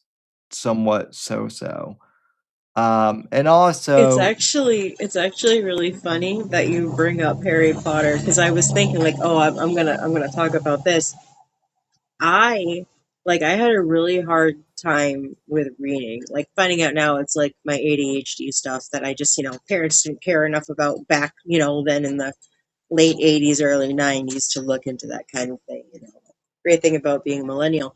Um, so like I did not like reading at all. Like I refused to read until I was 11 or 12, because like I was 11 when the Harry Potter books came out in the UK. I was 12 when they finally came over here to the US. But like my mom of all people was like, this book sounds like Maxine, I'm gonna read it with her. And it literally started a tradition of every time a book came out, my mom and I read it, and I would read the entire book. And then slowly, boom, my love for reading just like exploded, and I started picking things up. And then I found, I don't have to stay in like the kids section. The young adult section does exist in the library, and now my mom lets me go there on my own. So that's when I started finding the horror and the fantasy and shit, and just started reading everything. that And yeah, like I love reading because of fucking Harry Potter, and I just think it's very funny and very millennial. I've tried so hard, so many times to try to get into the Harry Potter books specifically, but for whatever reason, my brain cannot compute the made-up magical words. That just refuses to. Even though I know because of the movies how they're pronounced, I just can't do it. Oh yeah, no, no, no. I totally get that because like Max had talked about it. This is 100% true. He played the Harry Potter game because like he got it like specifically for me because I wanted to play it, and so he got it as like a late birthday present at one point, and then he was like, I'm gonna fucking play it, so he played it on his computer. Yes, he really did get put into Slytherin House. I'm not even joking, and I knew That's that was gonna awesome. happen. And but like the whole time, like he couldn't take it seriously either. Like he was making fun of the British accents and the way that they say words and the spells, and he completely played it as if he was a Death Eater the entire freaking time. Some of it was Typical funny. Max. Yeah. But yeah, like he was the same way. He just like he couldn't get into like Wingardium Leviosa, what's that? And of course me being fucking me, I'm like, oh, that's the one that he can use it to like lift objects and move them. And he's like, I'm making fun of it because the words are stupid and stuff like that. And it's like, shut up. I just told him to shut up. That's it. yeah. I'm surprised he didn't call it gay or something like that. Well, no, because Like it that. wasn't. For him, it wasn't about like being mean about it. It was honestly just about playfully teasing me about it because it was something that I liked that he Well, found yeah. funny, and he knew that I wouldn't take that too seriously because like I could handle him joking about like a lot of like the movies and shows and stuff. Like I would like play it up when we would be on the show, and he would like make fun of the fact that I have a love for bad movies, B movies. Yeah, I do. I love them. They're entertaining. I don't care that they're stupid. It's about the entertainment. Um, I would like play up being like upset about that on the show, but like reality, Right. it's like, nah, I could handle that, and we could throw that back and forth all day long. And as soon as he would notice that like maybe he said something that did go a little too far, he would stop, or he Oh, would yeah. like say a funnier joke to like bring it back. Like so like it was always in good fun. Unlike when he's actually trying to piss some people off on the show, or was. I'm still getting Oh, used to that. yeah. That'll take a while, unfortunately. Yeah, that'll believe me, I still get tempted to like send him links and shit. Eh, Oh And yeah, no. yeah. I've been the same way. And Just then this past week, I was tempted to send him the bits and bones link like I did every week. oh yeah. I but speaking of things that Max encouraged, so this does tie into the AI thing because as most people know, like I do use AI like as an assistive writing tool, and I've caught a lot of flack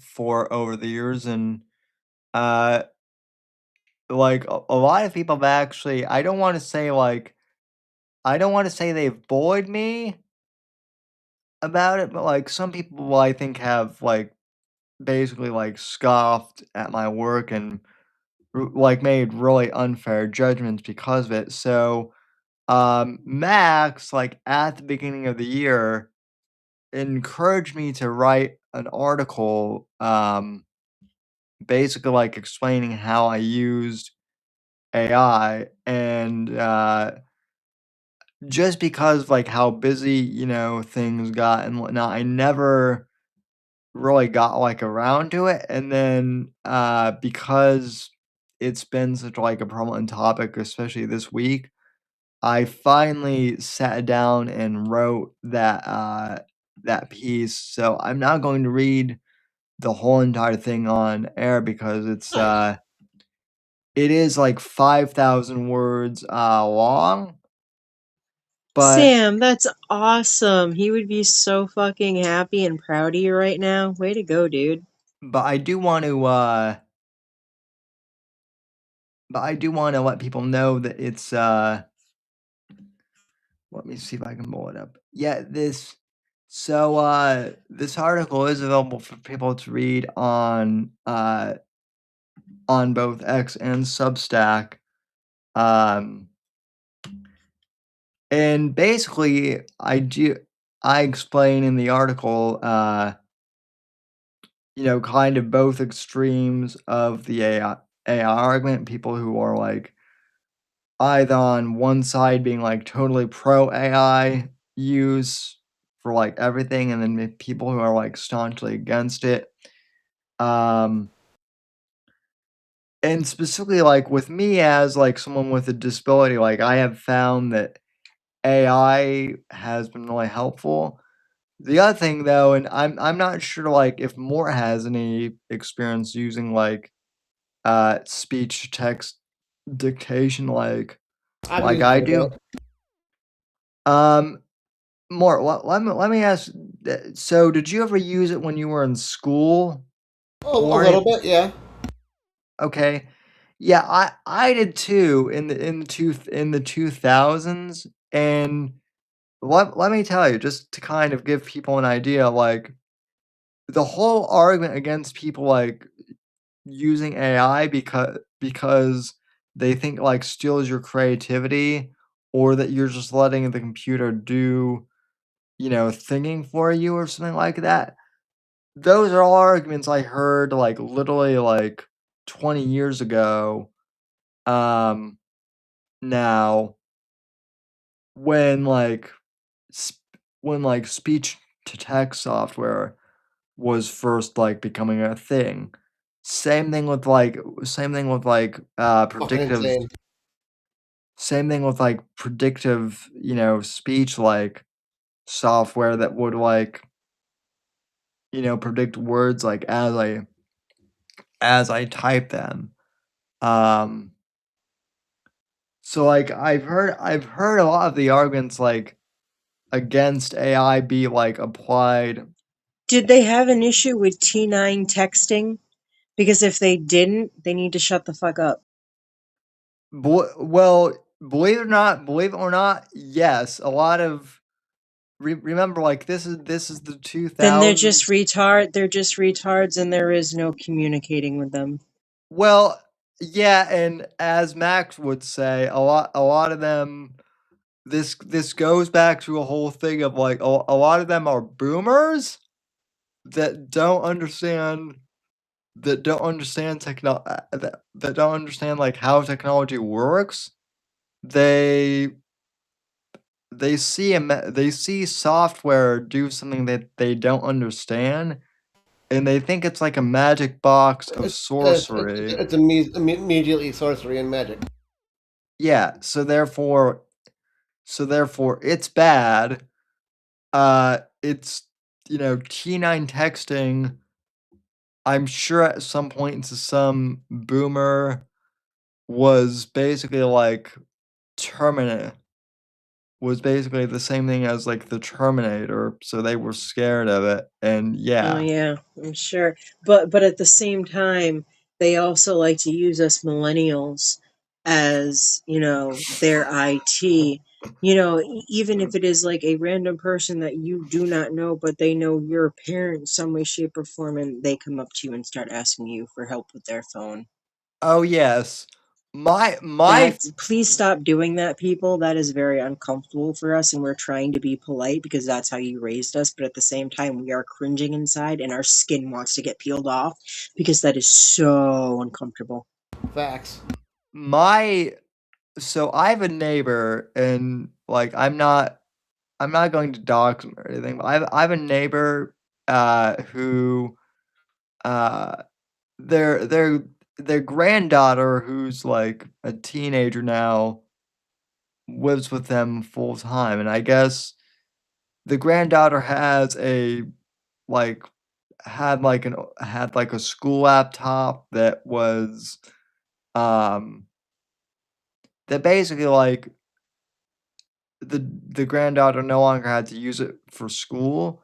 So the school, I guess, just gave it to them. And now like they have upgraded uh computers for the school.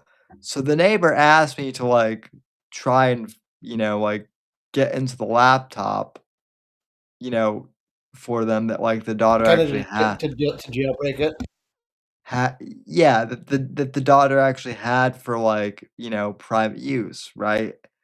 And I was trying to explain to this guy, who again is my neighbor, and I real like um I was trying to explain to him that like I couldn't get in because the it was still password protected, and that the school's IT department needed to, you know, be the one to get To in unlock to unlock it. Yeah, because there's no way it's just a random fucking dude next door, is going to be able to guess the password for that, because it's probably going to be something like semi ridiculous because it was for a school and they want to make Ye sure people didn't get into it. Yeah, well, and it they were able to get into the laptop. Like, that wasn't the issue. The issue was, like, they couldn't get into the administrative control, it. Right. The issue you is how know. locked down it is. Yeah, yeah, exactly. That's going to be password protected by the IT team at that school to make sure that there's nothing of their information, their data, their system, or anything like that is going to get, no one's going to get access into that. That's not supposed to get access into it. That's why none of the students have access into that either. Like, to do any of that, they have to bring it to the school. That is like something that to any of us screams common sense. Of course, that's what's going to have to happen.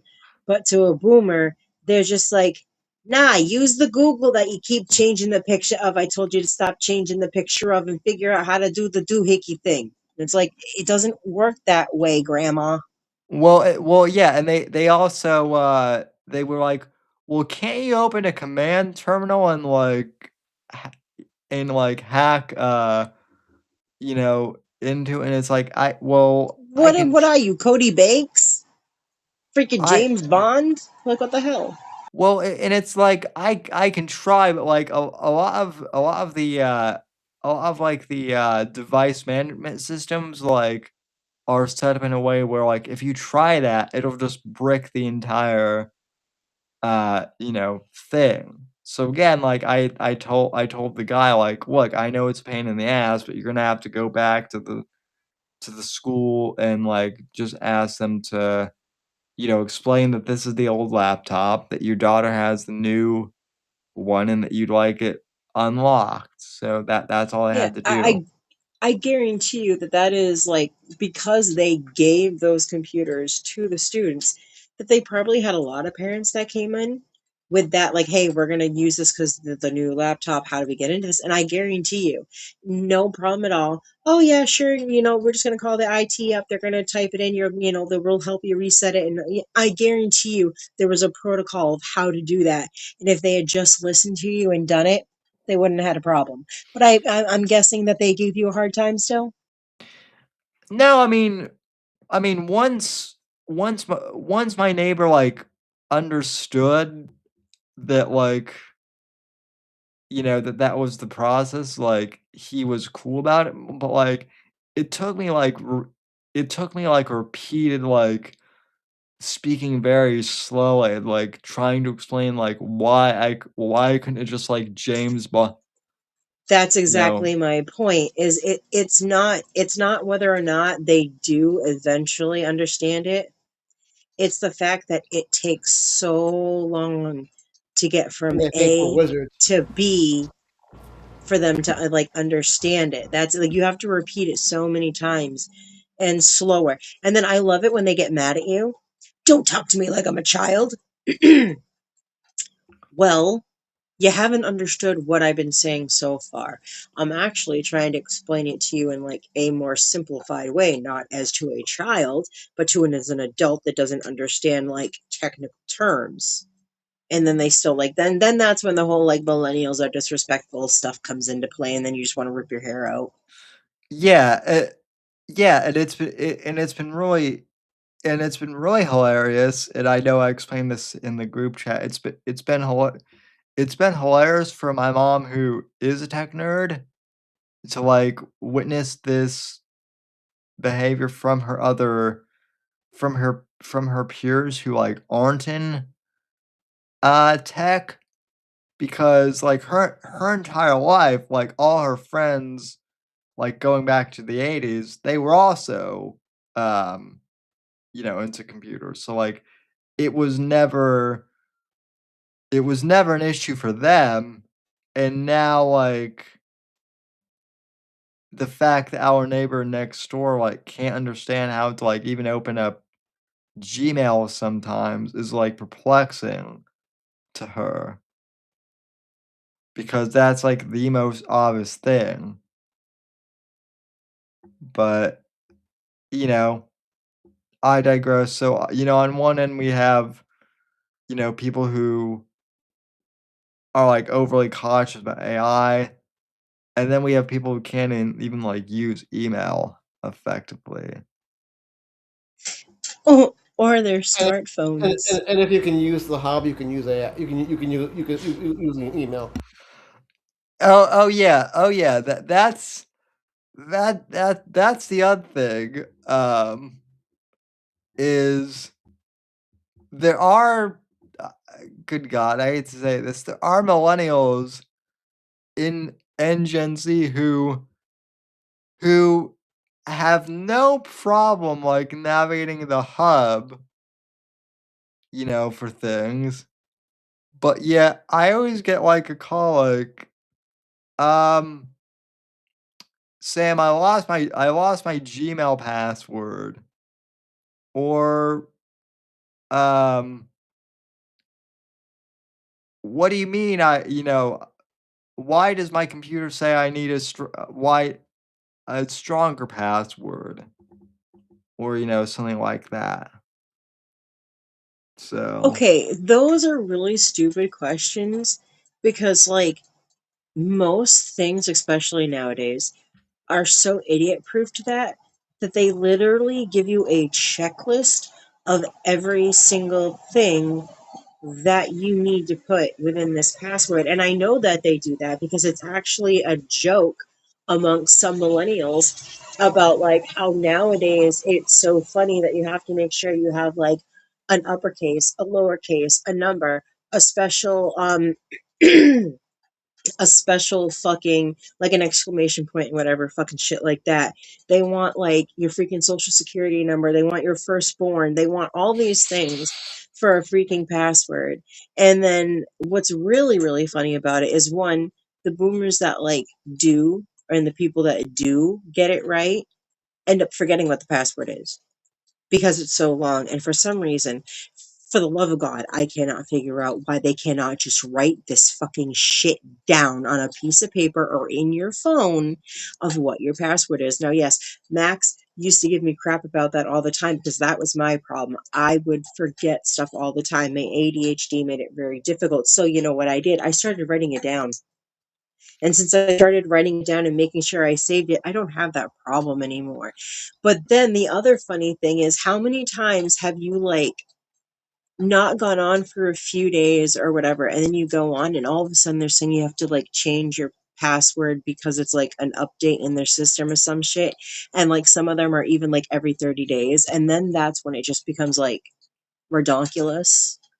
Yeah, my my college made me do that, and that's and that was annoying. That was annoying as hell too because it never came like at the beginning of the term either when like classes were starting out.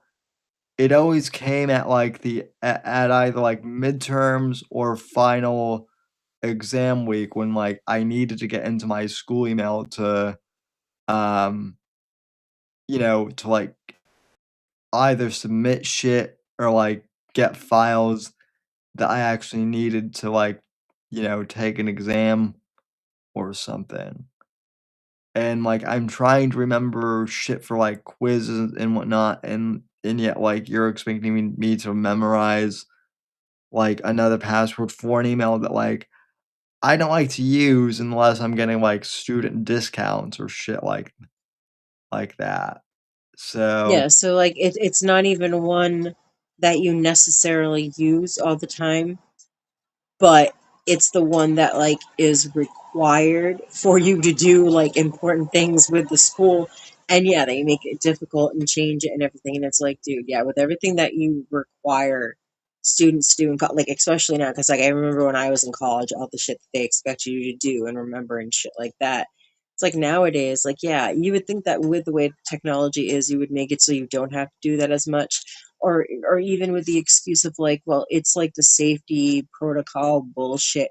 Maybe it's not as safe as you think if you have to change it so often. Maybe you should just work on trying to like improve your security so that stuff like that doesn't happen, because I feel like it would create more problems with people having to go and constantly having to get it reset or getting back into locked emails and stuff, because I know eventually you do get like locked out of those shits for putting the wrong fucking password in so many times. and then the crazy thing is like after you graduate, like a lot of students like myself, like you can either do one of two things. You can either pay the college like money to keep your email address, which I didn't do because like $500 for a for like a Microsoft Teams email is not worth it. Plus like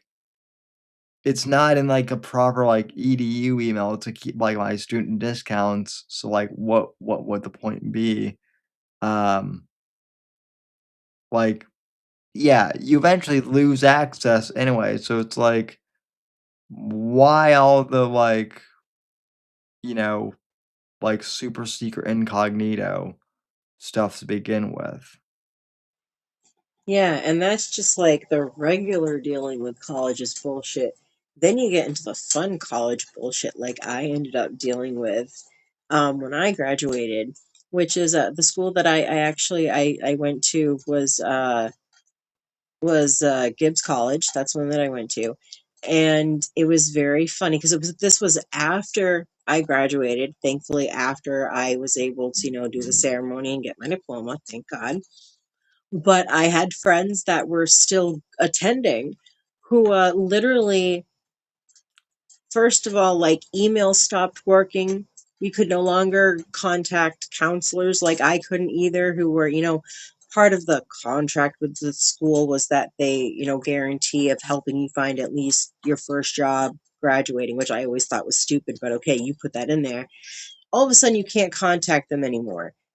And like they can't get you in touch with anybody that can help you. And then literally one day, people walked up to the school and the doors were locked and the building was empty.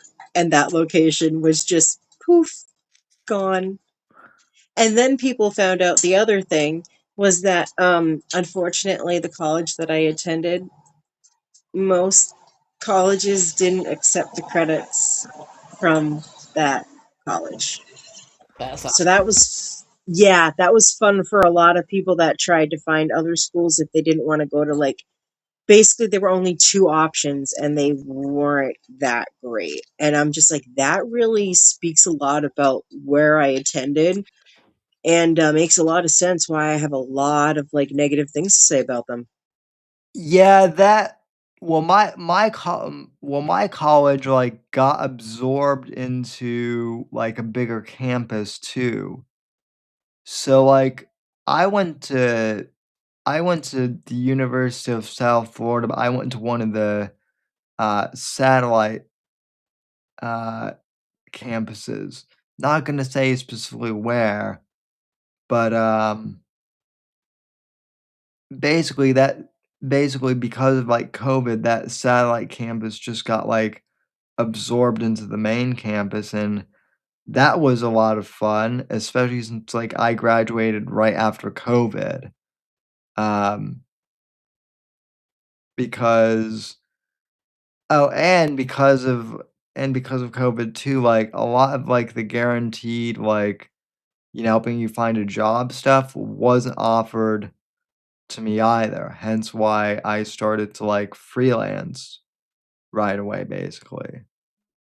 Well, yeah, I So mean, like, one thing that is very common between like the older millennials and like you, the younger millennials, is that during both times where we were graduating from college, getting the degree that everyone told us that we had to get in order to like succeed we or be got anything in the world, um one, yeah, they mean absolutely like nothing now, basically.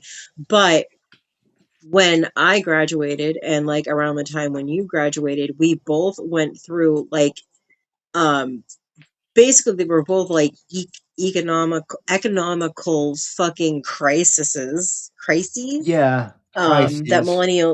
millennials are so used to having to go through, where it was mine is like everything just fucking like plummeted, and like everything was being cut down. Like every single place that I would go to apply to, it was yep, either, absolutely.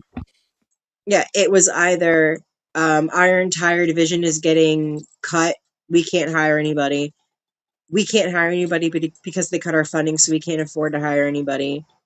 Like it was just like, it was everything, like everything was being cut, something was being cut, they were being downsized, they were being like split off, and so like nobody had a position for me. And then there was the other problem that every single person that graduates from college, from which was the, well, we want someone with like 2 years of experience. Okay, Linda, where do we get that experience if nobody's willing to give us Oh my time to, god. get it?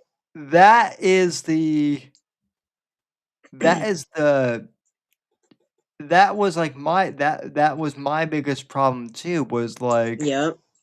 was fu was I would, like, literally Google stuff like entry level, position, uh, as you do, and I would find, like, jobs that said they were entry level, right?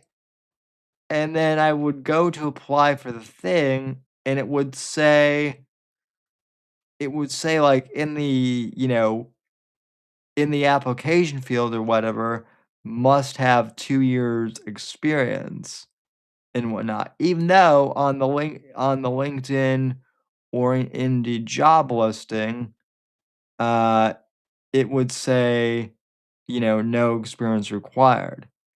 And, so, like, that was a total mindfuck, and at first, like, Yeah. my mom was like, "Oh, well, you're just not trying, like hard enough or Yes, I hated that bullshit too. That's where the whole fucking millennials are lazy bullshit comes from. You are not the only ones that suffered that. We suffered that in our day as well. Max and Mort, they suffered that same bullshit. And but it's all because like boomers, like y'all had it set in one way where it was so easy for you to do the things that you're criticizing us about not being able to do today. Like getting a degree was easier, cost less, there were And the jobs for boomers you to don't get leave once you. their fucking positions anymore. well Yeah, exactly that too. to be fair, I will give my mom credit on this. Like because like I literally told her like, like come over here and like look at what I've like what I've been doing. And once she like, looked and like, played around with like um you know, once she did like some of the stuff I was doing and like saw what I was actually doing, she's like, sh- this is fucked up. Well, It really yeah, because it's like the same idea of like. So, like, liberals believe that, like, Charlie Kirk said all these horrific things, called people Nazis, all this stuff, right? Because all they're doing is they're listening to the people that say this and they're watching these, like, very, like, skillfully crafted clips to make it seem, like, because it's totally taken out of context. yeah. But then they stop and they go and watch an entire debate without it being edited at all. It's not just a clip, it's an entire debate, and all of a sudden it clicks for them. Oh, wait a minute, he didn't say the things that they told me that he said. If I had just gone and looked, I would have seen that. It's the same thing when like your mom, who is actually a rational and logical person, stops and go, okay, let me look. Oh, you know what? I see exactly what you're going through. Okay, yeah, no, you are trying hard enough. It's just that right now it's very difficult and competitive, and they're making it difficult for you. And like And the other thing that annoyed me was, for what I wanted to do with my degree, is I actually wanted to go into being like some kind of social worker, like an advocate for kids who had autism and Asperger's syndrome. Like Asperger's syndrome specifically, I was very interested in that and how kids were treated. And I wanted to be a part of helping that, right? So my internship was actually working at like a kind of like a basically like a halfway house type of thing for adolescents who are going through shit. And what I started out as was basically just one of the people that, you sit there, you're with them, you watch them, you make sure they're not, acting inappropriately or hurting themselves. Which, my God, I had to write up a girl who literally like went to go eat a fucking berry from a dogwood tree. And I'm like, those are poisonous. Drop it. And the typical, yeah. I was like, bitch, I will smack the shit out of you. I don't care. Drop that shit.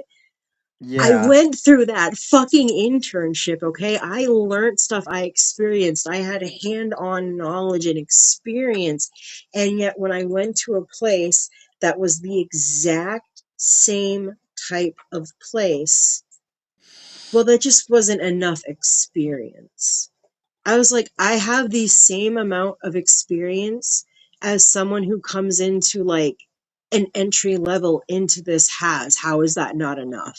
And that's when I got the 2 years experience thing. And I was just like, you would have been better off telling me that you were being downsized, grants being cut, and you just couldn't afford to hire somebody based on the other bullshit you just told me, because that is bullshit. And then I walked out and then I regretted it later, but I was really pissed off because that shit's so stupid. Yeah, no, the 2 years experience thing, like for me, like because I was like applying for like I had applied for like a couple of marketing jobs too, and this is like in 2023 too, right? So AI had just come on the scene too, like prominently. So like I understand that this is partially why people are against AI. Um, but like one of the things I had to like one of the things I did was like I was basically an intern in my school's marketing department for like a few months in 2020, basically until like the pandemic shut everything down. So my internship was like cut off like prematurely because of that. Because like I couldn't because like I help to coordinate, events and like send out PR stuff.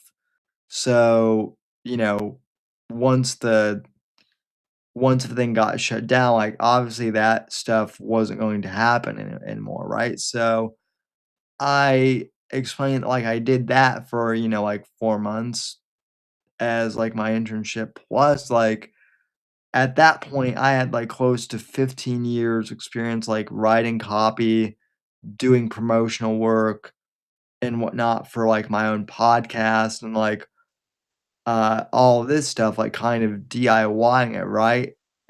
So I was like, I'm like, you don't need to teach me. Like I've kind of been self-taught, plus I have the degree, plus like I have all this, other experience on my own. Like just, you know, tell me what you need me to And I do. feel like in your case, because of the experience that you had doing it yourself, that kind of thing should be taken into consideration, especially because there's proof of them to go see, watch, hear, and Yeah. know that like you know what you're doing. So it's even more ridiculous in your case. Yeah, well, and because like the one thing they were saying is like, well, we want, outside the box thinkers. And I'm like, well, cool, like that's basically what I've been doing my entire life. Like, don't That is Sammy, you morons. and and basically, I was so well, we're impressed, but we can't hire you because you don't have the 2 years experience and basically HR human resources won't allow that. And I'm like, what?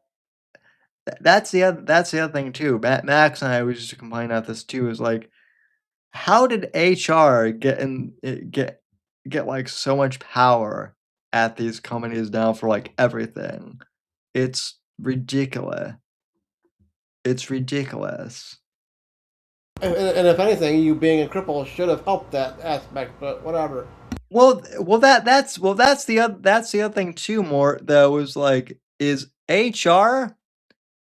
Like, a lot of these companies won't even look at my resume because I met all the other requirements, and I'm sure you've encountered this too.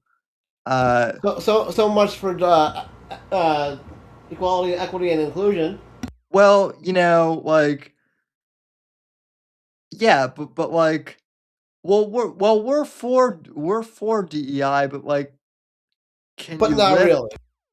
Well, more. But you didn't check off all the right boxes that would actually mean something and they could actually like flaunt. Because we're white and straight. Well, no, the most Part important of thing it. the most important thing in this case is we need you to go back into the storage room and like lift like we need you to be able to like lift like 200 pounds of like Fuck heavy. you. Go to the fucking ADA. There are reasonable accommodations. You can't fucking ask someone who you willingly or like you like know that they are disabled coming into the situation. You can't fucking do that. You can't put those kind of fucking restrictions on them. That is definitely against the ADA. That's fucking illegal. That is retarded. That is despicable and disgusting and evil. And I hope that you get a pineapple shoved up your butt when you go to hell. Well, the problem with that though is see like this is the problem with like AI that like no one talks is like yeah, people want to complain at like ChatGPT and all this other stuff, like that's fine. No one ever wants to complain at like about like how a lot of these companies have used AI to sort through like basically resumes for years and stuff in resumes like mine and more. Or more importantly, that might actually make some people like maybe perk up their ears and listen through their employees' emails. Yes, because actually Yeah. they used to be able to do that back in the day manually themselves. They would go in and check, emails, make sure you're not goofing off, and yes, spy on their employees. Now they can use AI to find it, which means they find Yep. stuff a lot easier because they can put in keywords for them to find. So you might not want to be talking shit about your boss in your work emails anymore. Just a suggestion. Yeah, yeah, but somehow, you know, the fact that like even though I have like in my resume that like I am disabled, like somehow that automatically sorts me in like the not qualified according to the AI. So yeah, it's you know, everyone's worried about ChatGPT. All Well, these companies are especially with AI, because AI doesn't have the capacity to actually look at it and think at it in a different way like humans can, from different aspects and everything like that, because it's fucking AI. It's a fucking computer. It only tells you to like do it only does what like you tell it to fucking do, right? It doesn't have the fucking emotions and like that like level of cognitive thought to be able to fucking do that shit. So yeah, yeah. it's unfortunately, unfairly going to put you right into that fucking category. And it's like, dude, y'all are so stupid that you don't see that that's what it's doing. Yeah. Yeah, and like that's my point is like a lot of these companies are like so anti chat GPT, they're like, oh, but we'll still use like LinkedIn to like auto sort our resumes. And it's like, okay, if anything, you should be like embracing people who want to use generative AI to write stuff because like it is a tool set, but like you still need to manually check stuff and like in regards to like sorting resumes, like look, I get it's a pain in the ass to like manually sort through things, but like you should at least give them the once over. Like my like grandfather worked in like human resources for like 30 years up until like the early 90s. He didn't have, you know, these automated computers to like read through resumes. He would have to scan them or like skim through them manually. Um, you know, and like he might not give everyone like a thorough look, but he would at least look through them. And I mean, my God, people's attention spans are just like really shot these days. Oh yeah, like Max always said, that's the fucking TikTok brain, man. I mean, yeah, and I mean the worst part of it is it's not just Zoomers either or kids. Like even my memory is still pretty good, but like I still YouTube Shorts like you know those can be Well, yeah, well, that's the thing. And like, this is what Max would say and argue with me all the time, is that it all started with TikTok. Because even when it was Musically before that, it was still they were still like pretty short. You could still go up to about a minute, but it wasn't like it is now. It was literally people lip syncing and like doing the weird movement of the camera for the angles of the dance moves. It was doing like the really cringy reactions to audios to make the funny faces. It was really different than what it is now. So like what it is now with the short attention span, like I mean, because Penn has this argument too. People that create AI slop, they just put up, they don't take the time to edit it. They don't take the time to like actually make the AI look like it wants to look. So you don't have like 6 arms when there should only be like 4. And they get tons of views and it gets pushed and everything like that. Meanwhile, if you are actually working on it and putting it out, you don't get that much. It's like, yeah, it's the TikTok effect. And then the company saw what that was doing for TikTok. That's where YouTube Shorts came from. And like now, Instagram has Reels, and you even have like that shit on, Facebook. Like it's everywhere because they saw that it worked with TikTok. So now they're implementing it. So it's like it's TikTok's fault because of the way that it started. That's why I'm not so like, oh my God, you can like do 10 minutes. That's a good thing because people are going to start paying attention more, and their attention span will expand if they are focusing on the videos that are longer and have like more effort and quality put into them. yeah, you can do that. The only problem is that like the algorithm still punishes you for like at least on Instagram, for like posting reels that are over like 3 minutes. That's like, I will say, like, for everyone who Especially with anything that is meta, yes, that is very true.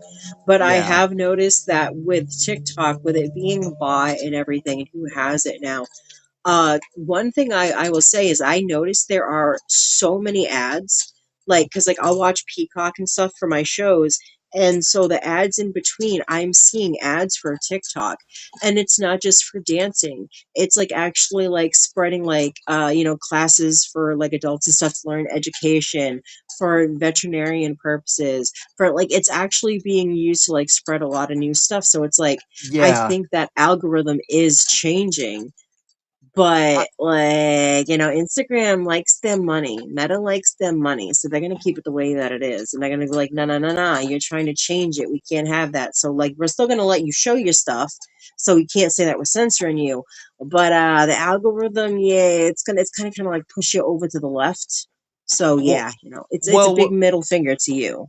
Well, what's weird, and Max would have either like laughed his ass off or cringed about this, is so like a lot of the reels and posts I push on Instagram are like all about my writing and whatnot, right? And like some videos do, or like posting podcast clips. And some videos like do well, others not so much. But the Instagram reel that surprisingly has done the best, and I hate that this has like become the most viral, is the reel that I made a few weeks ago, where I basically announced like Max had passed on on Instagram. That is like the most morbid, like, um and like sad thing I could post. And like, don't get me wrong, I really do appreciate everyone who, offered their condolences and DMs me even to like offer support. So like, I'm not saying anything against that, but like, it's like, son of a bitch, like, why is this the one that like goes viral when I have like a ton of other like more positive posts that like deserve visibility? It's a real head scratcher. I don't like No, it. no, I get that. I actually really do, because like I've had like similar experiences just in like everyday life. Just with some like the way things will set up with the plans of getting everything that needs to be done for shit, and then just like an annoyance that happens around like the same time that later on I can kind of like laugh about, because I would know that he would just kind of look at me and just be like, that's been our whole life, why would that change now just because I'm dead? And it's like, yeah, yeah, he would say that too. He would be laughing about some of this and just being like, this is how it always was, why are you acting like it's a big deal now? Because it's Yeah. really not, because I know that I can still get through it, and I am getting through with it, and I am dealing with it. But it's just, yeah, it's morbid when things line up in like a certain way with him. But again, I think that's just because it's him, and I think he is lingering around somewhere, and he is fucking with all of us, and he thinks it's funny, because he said he W- would do that, and I mean, he was a man of his word. One It one could be like that sometimes. one thing that I do think he would be genuinely surprised about, though, because I sure as shit have been surprised about, is Max was always like, don't feel the need to post me on to post any clips of us on Instagram because I'm shadow banned. I don't even have an Instagram account, and even if I were, like, I'm pretty sure I'm shadow banned on there, so, like, I don't think clips would do well. People, like, love some of the Max clips that I posted on Instagram. More You know, because I am who I am and I love morbid things and like I do like the dark fucking stories of artists and painters, it kind of feels very on track and like on brand for who he was, that it's not until after he's gone that his work finally gets appreciated.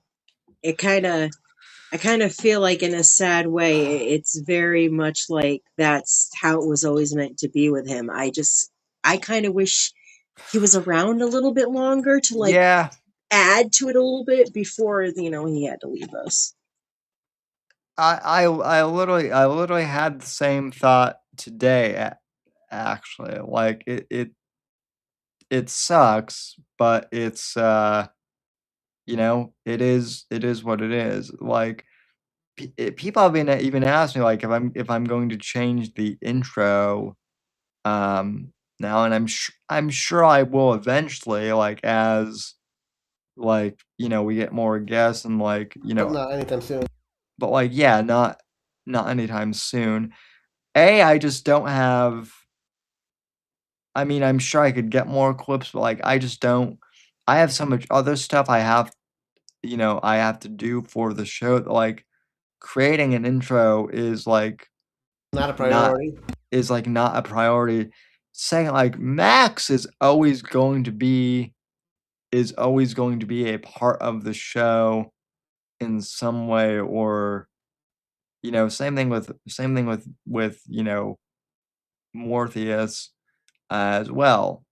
Like God forbid if anything were to happen to you, like more like I could just like remove any traces of like you from the show Right. either. So And I won't be replacing any of the Mac stuff on Bits and Bones because he helped formulate that show.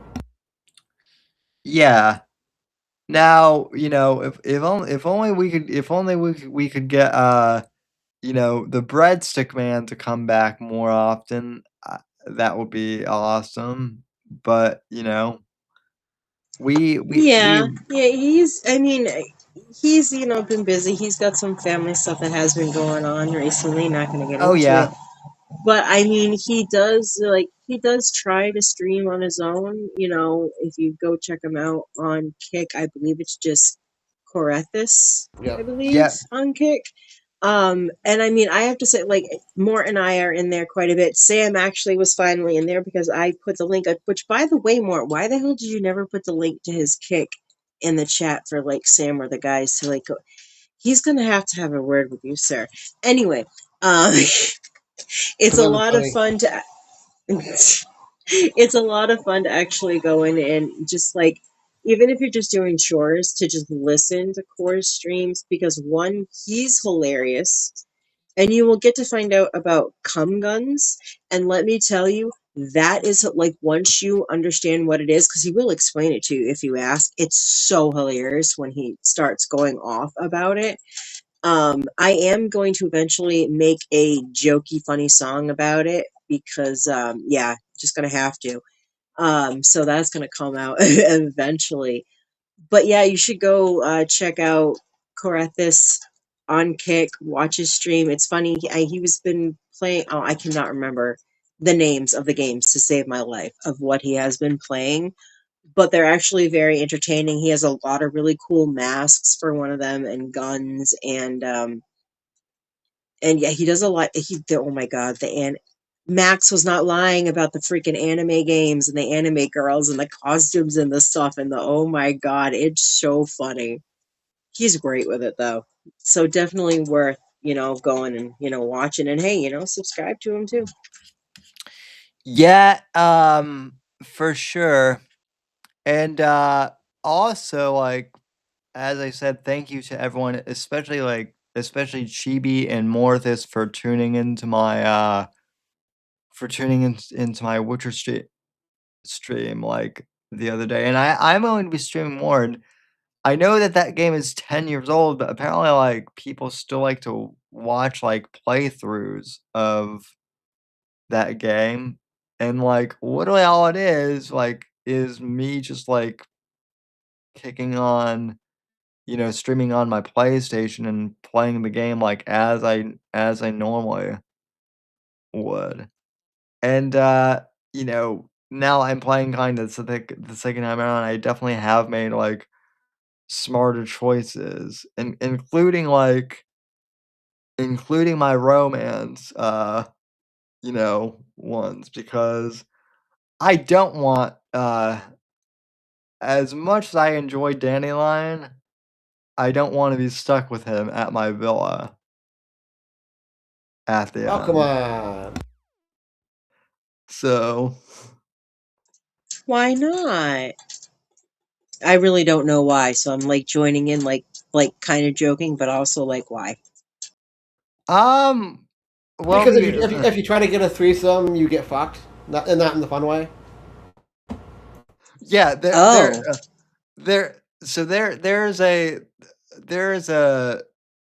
there's an option in the Witcher, spoil it for a 10-year-old game, where you can try and romance like both where you can try and romance both like love interests, and it basically doesn't work out in your favor. And then in the end, like if you romance either of the ones consistently, they'll show up like at the end to like live at your villa with you. But if you don't, then your best bro shows up, and I guess you live with him like forever. so basically, the moral of the story is if you try to live a depraved life and Don't be a live in banner, yeah. sin, then your consequences are you're going to be fucked by your homeboy for all eternity versus being with a woman who would love, honor, and cherish you. I think that's a very good lesson that you should learn. Yes, basically. Although, the thing with Witchers is that my understanding.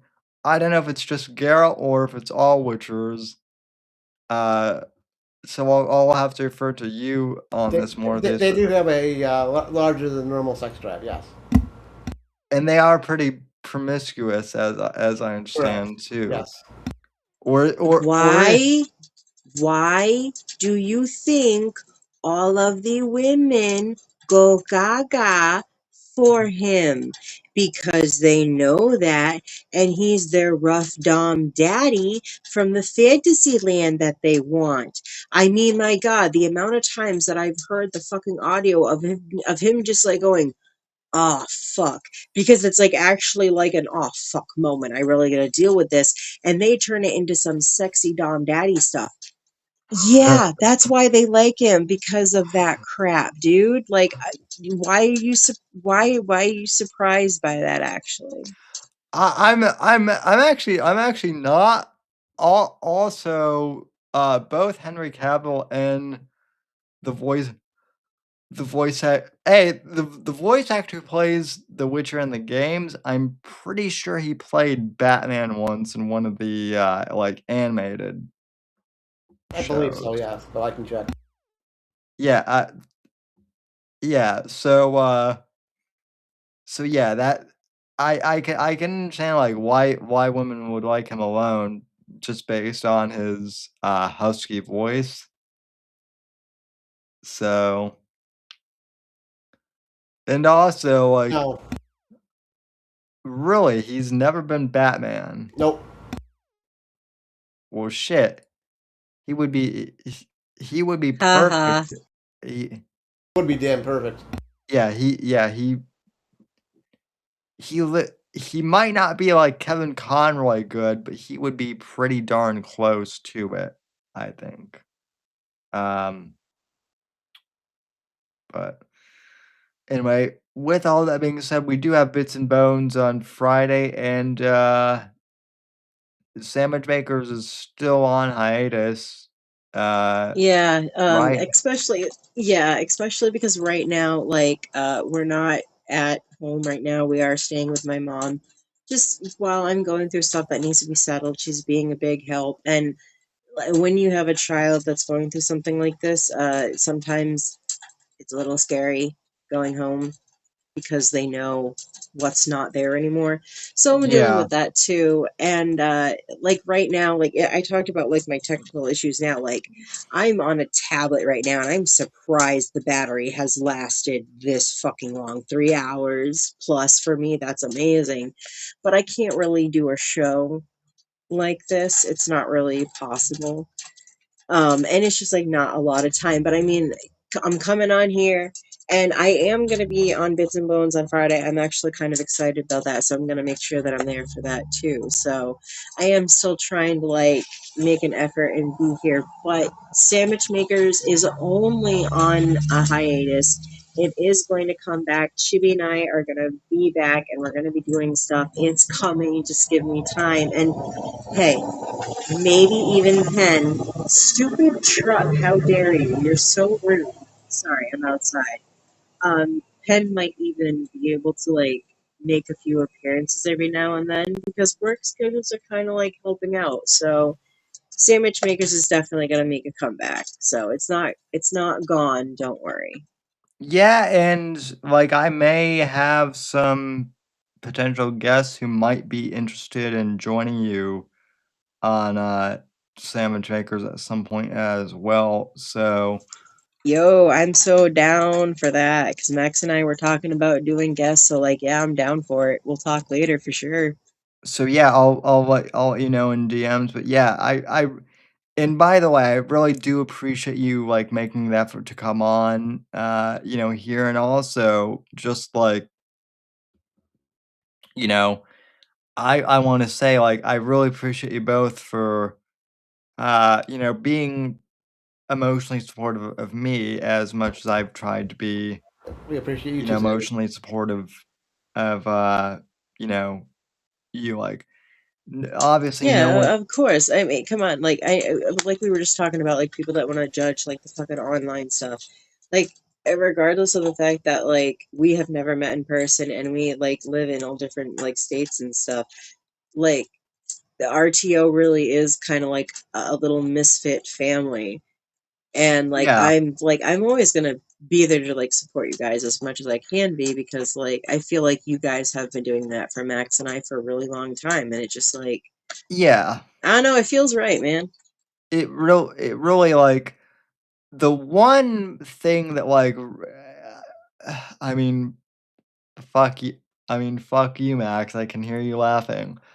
Literally one of the last conversations we ever had on the show is I've been very, and this is probably another topic for another podcast since we're trying to wrap up, but like I am really like seriously looking at JD Vance as like a potential, as the next potential candidate for president. Like I think he could be the next president. I asked Max about this on our last stream together, and his little words were, and of course he was being fun. He was being funny, but like almost being serious. He was like, "Sam, I will write in Donald Trump's name until the day I die, if it has to. Like, I don't want to vote for any other candidate but Trump, and that's just how it's going to be, even if it doesn't make sense." And so, like, and to me, that's kinda, like, morbidly funny that Max was that ride or die for Trump, that he, like, that, like, he kinda passed, and now he's not going to have to vote for anyone but Trump. So And, and can we just say like the whole talking about like things happening around this time, the fact that Trump made a joke about running again in 2028 and running for a third term, and liberals are losing their goddamn minds. Dude, Max would be laughing his ass off that that's becoming a thing that people are like freaking out about and really thinking is going to happen. It's like yeah. he would be loving it, especially because Didn't Obama make similar jokes before and everyone went, Yep, ha ha ha, that's funny? Oh yeah, of course. You can't, Orange Man can't make jokes like that. He's the total tyrant. yeah. Well, I mean, let's face it. They call even the Democrats called Biden's presidency Obama's third term. So Facts. I don't see what. Yeah, kinda. Yeah. So like I don't see what everyone is, you know, why everyone is getting their panties in a waist, but No, you and not know, only that, I do remember that like his joking was like Obama's was like a lot further than like what Trump did because like I remember there were jokes about like oh what's the term for it? God damn it, Biden did so many of them. executive Uh orders. yes, thank you. It like just came to me right before you said it. Like he was gonna like write an executive order so that he could run again. Like it was obviously a joke. Max and I weren't offended. We went, yeah, we get it. That's funny.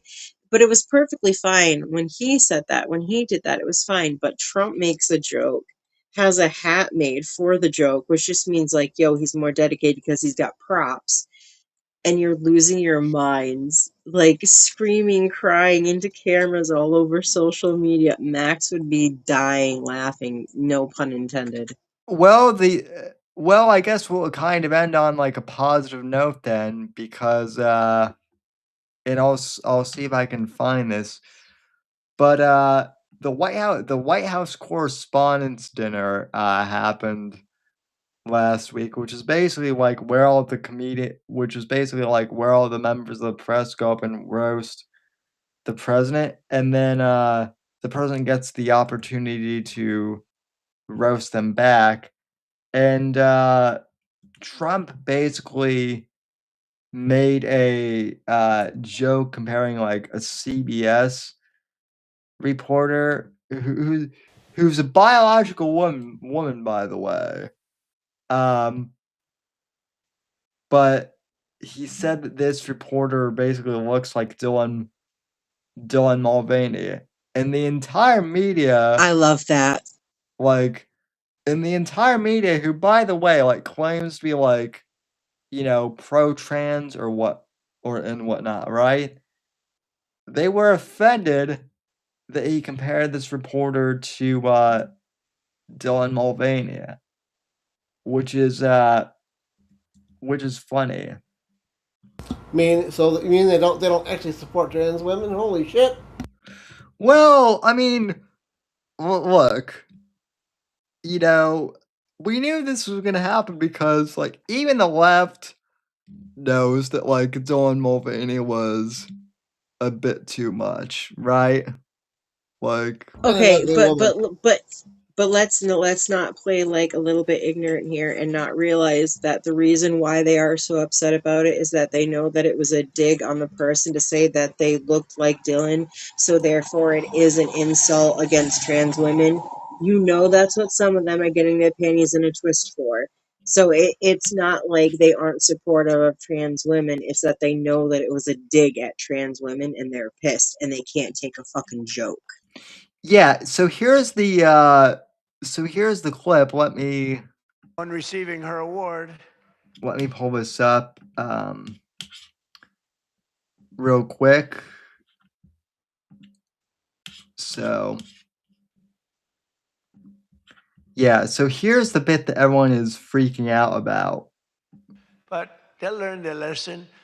But I want to personally congratulate CNN's Caitlin Collins on receiving her award. It was all about me. It's a fake. She shouldn't get the award. It was a fake, but I didn't mind. I said, Caitlin, congratulations. But it was fake. There's no question about it. But she's a young, attractive woman. She never smiles. I said, Caitlin, do you have a smile? Smile. You have a nice position. You're at CNN Fake News. You should be a happy person. So smile, Caitlin. Just smile. But we attack, and I thought Caitlin had really made it big with a major new sponsorship. But then I informed her that it wasn't her. on the Bud Light can. It was Dylan Mulvaney. And Oh my God, Dylan that's awesome. Mulvaney cost Bud Light Okay, $35 that's funny. billion in market cap. That was the worst commercial ever made, by the way, for those few people that want to hear that. Most people don't care, but I would. I wouldn't want to hire Dylan anytime soon. Think of it, they hired Dylan Mulvaney, and their market cap has gone down by $35 billion. Who wrote that commercial? And then you have Ryder Josh. Yeah, and Budweiser has never recovered from that, by the way. Like 5 years later. Like to this day, everyone still refers to Bud Light as like a gay beer. Gee, it's almost like when you take somebody to be like the face or the voice or the representation, the representation of, this beer, and they are attacking your customers of the beer, and they're making fun of them, and they're mocking them, and they're doing all this stuff. It's like it seemed, oh, you're surprised when they no longer want to buy your products. I mean, the beer isn't the only thing. Like, tampons have gone through the same fucking bullshit, because why the fuck he doesn't need to be buying tampons. And oh, well, no, it's because like he said that he carries them, because if he's in the bathroom and a woman, he shouldn't be in the woman's restroom or bathroom, so he shouldn't have them at all, because he is a biological man. He should not be in the bathroom. So that argument doesn't fucking fly, sweet cheeks. So by the way, this is like Caitlin Collins is like face too, by the way. So oh my God, she does. She does. Actually, it looks like if it was Dylan without makeup. Not gonna lie, that is what it looks like. Yes. like obviously someone like photoshopped her face onto Dylan Mulvaney, but like It's the yeah, fact that you could look at it and be like, yo, if he took his makeup off, I could totally see that. That makes it really funny, because it's like it could be true. yeah, like here she is, just here's like a screenshot of her like on like, Colbert or wherever. Like she does like she does look female, like I'll give her Even with that.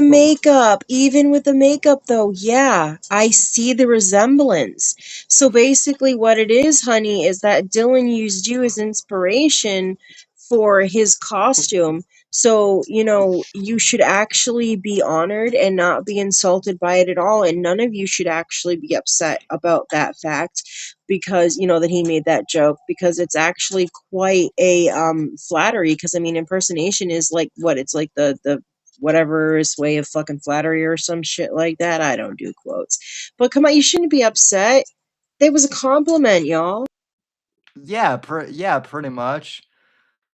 So yeah, I kind of, we've talked some heavy shit with the, Fauci stuff and the AI stuff and, Max, but I kind of wanted to end that show on a high note. And yeah, I mean, I think it's pretty funny that, all these liberals who are suddenly, who 5 years ago were saying, oh, it's mean to to bully anyone, who's trans, and it's mean to, say anything negative about, Dylan Mulvaney. But the second you compare one of our actual biological women to Dylan Mulvaney, oh no, that's That crosses the line. that go But that go I thought Don Mulvaney was empowering and beautiful and all that happy shit. That's called being stuck in the victim mentality, where anything that is said must be meant as an insult, because you put yeah, yourself in the victim stance of it. It's always going to be something negative. And then it's really funny, because you have the white knights and the white Karens that go around and do the same thing. And then it's funny because they actually hurt the community more than anything, which is like, actually, that is like the funny part. They hurt the community community. By doing that shit. That's like the funny part is you get to watch that and you just love it seeing fall apart. And then the other really great thing is when you see the ones that, are part of that community that are like the lesbian stuff that were so for this are now all of a sudden very upset that their spaces are being invaded by trans women and they shouldn't be allowed to speak on lesbian things because they don't know.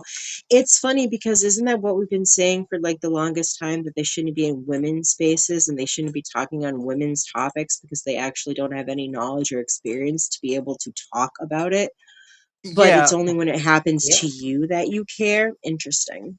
Well, funny you should mention that because Craig tweeted something out like a few days ago that he either tweeted or he DM'd it. But like one of these left-wing like watchdog groups, basically, like it's not the SPLC because they've been exposed as like a Fed front, but like one of those similar groups recently listed the LGB Alliance, not the LGBT Alliance, but the LGB Alliance, as a right-wing hate group. Why?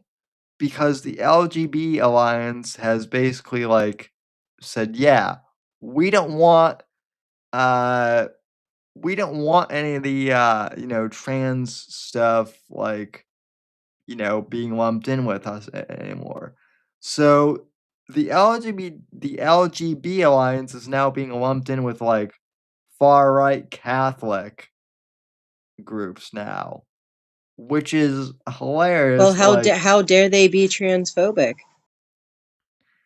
right, but it's like it is wild that like the left is saying that like the LGB Alliance like is too traditional. We're living in wild times for folks. We really are. Isn't there some kind of like Chinese, Japanese, fucking karate, like proverb about the snake eating its own tail or some shit?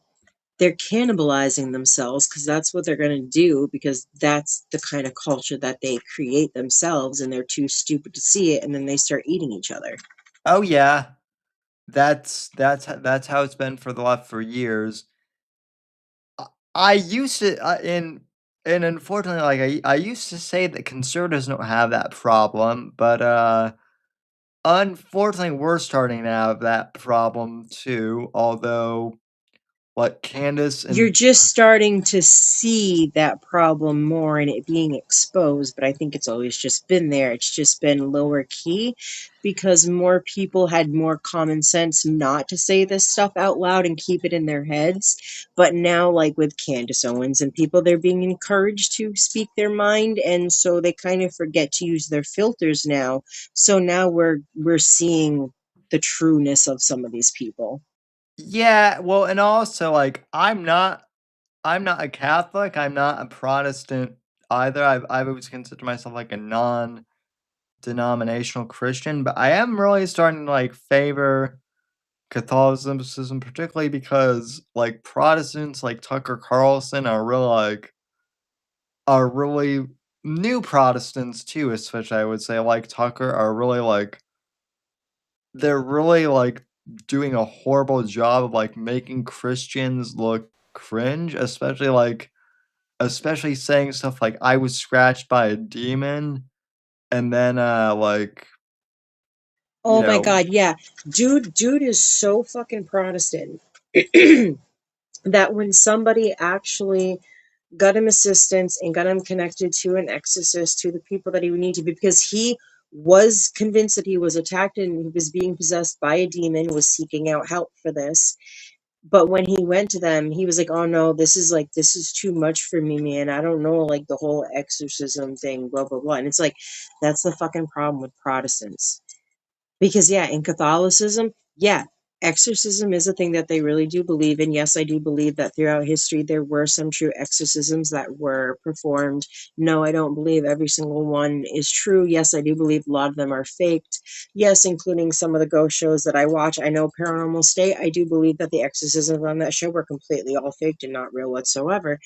Um, but like if you are not Catholic or like really strong and like any like even looking into that type of stuff in like within the religion, yeah, you're just like, oh, it's like hocus pocus, don't believe in it. That's why like some people are even so ignorant as to compare Catholicism to witchcraft because of the way that like you pray in mass and because you have certain prayers for certain things, and it's like, no, that's just because y'all are ignorant. That's all that is. Well, I definitely do believe that demons exist too, though. Part of it is 100% they do. part of it too, like, and I don't mean to like make this as just like a joke, but part of it, like, honestly, is like Tucker. Tucker has said some things that, like, to me, like within the past year, that like kind of they're not Christ. They're not they. He says things that like are meant to be like perceived as theological, but aren't. Namely that Sharia law and, radical Muslims, like, they loved Jesus, and, like, Christians should be, like, totally okay with Sharia law. That, like, doesn't compute with me at all, especially considering, Well, like here's an interesting thing. I somehow stumbled across some kind of movie clip, I guess, and it would actually it more so had to do with like the fact of like why a man that does so like has like a perfect easy life wouldn't believe in God, but someone struggling would, blah blah blah, stuff like that. But it kind of fits in with this too because like he believes in God, he's Protestant. He knew enough to go out and seek help, right? But there was a point where he was like, no, no, no, this is too much for me. And like some people will say, like, well, Satan and demons, they don't want you to know God. No, Satan wants you to know who God is. But he also wants you to like have that mindset of you don't need God because things are going good, or like you need God, but like these things are too weird and too bad. And that he wants to get into your mind. He wants you to like think like that. He wants you to convince you of those things. Because yeah. once Satan has you like that and you do believe those things, it's so much easier for him to manipulate you, to make you to say the crazy things like Tucker Carlson is saying. Like, so like if he was saying that he truly believes that he was possessed by a demon, now he's spewing these things, spewing these things that you're like sitting there going, why would you say these? These are like really bad things. Well, what's the kind of person that would want these kind of things to be spread around and for people to believe? Lucifer would want these kind of things to be spread around and sent in for people to believe because one, you get more people to believe in God, and then you pull more people away from God, which for him that hurts God. So that's why he does that. It kind of all makes sense if you like actually try to think about the religion. And like, it's also funny because I heard someone make an argument about like how God created hell, so like he's bad or whatever because he likes to just torture us if we don't agree with him. Tell me you don't know the Bible without telling me you don't know the Bible.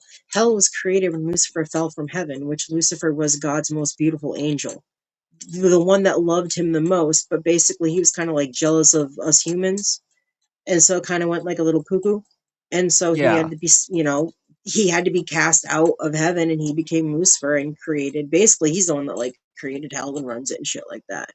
That's why Jesus had to die on the cross, and he went down into hell because that was the only place you could go, and he smacked Satan upside the head and split his face into two, or his head into two, and that's when all the souls got to go up into heaven. The Bible's actually kind of fun to read, and the stories are actually kind of cool if you really look into it. Oh yeah. Oh yeah. Totally. And I mean that's the other thing too, like, not to harp on Candace too much, but like that's the other thing. Like, she claims to be a devout Catholic, but yet like she's blatantly like disobeying you know, the commandment about, like, not mocking widows, or, Thou stuff like. shalt not covet thy neighbor's wife or husband. Yeah. Oh, yeah, Like, she's definitely doing that with Charlie, dude. that that particularly, yeah,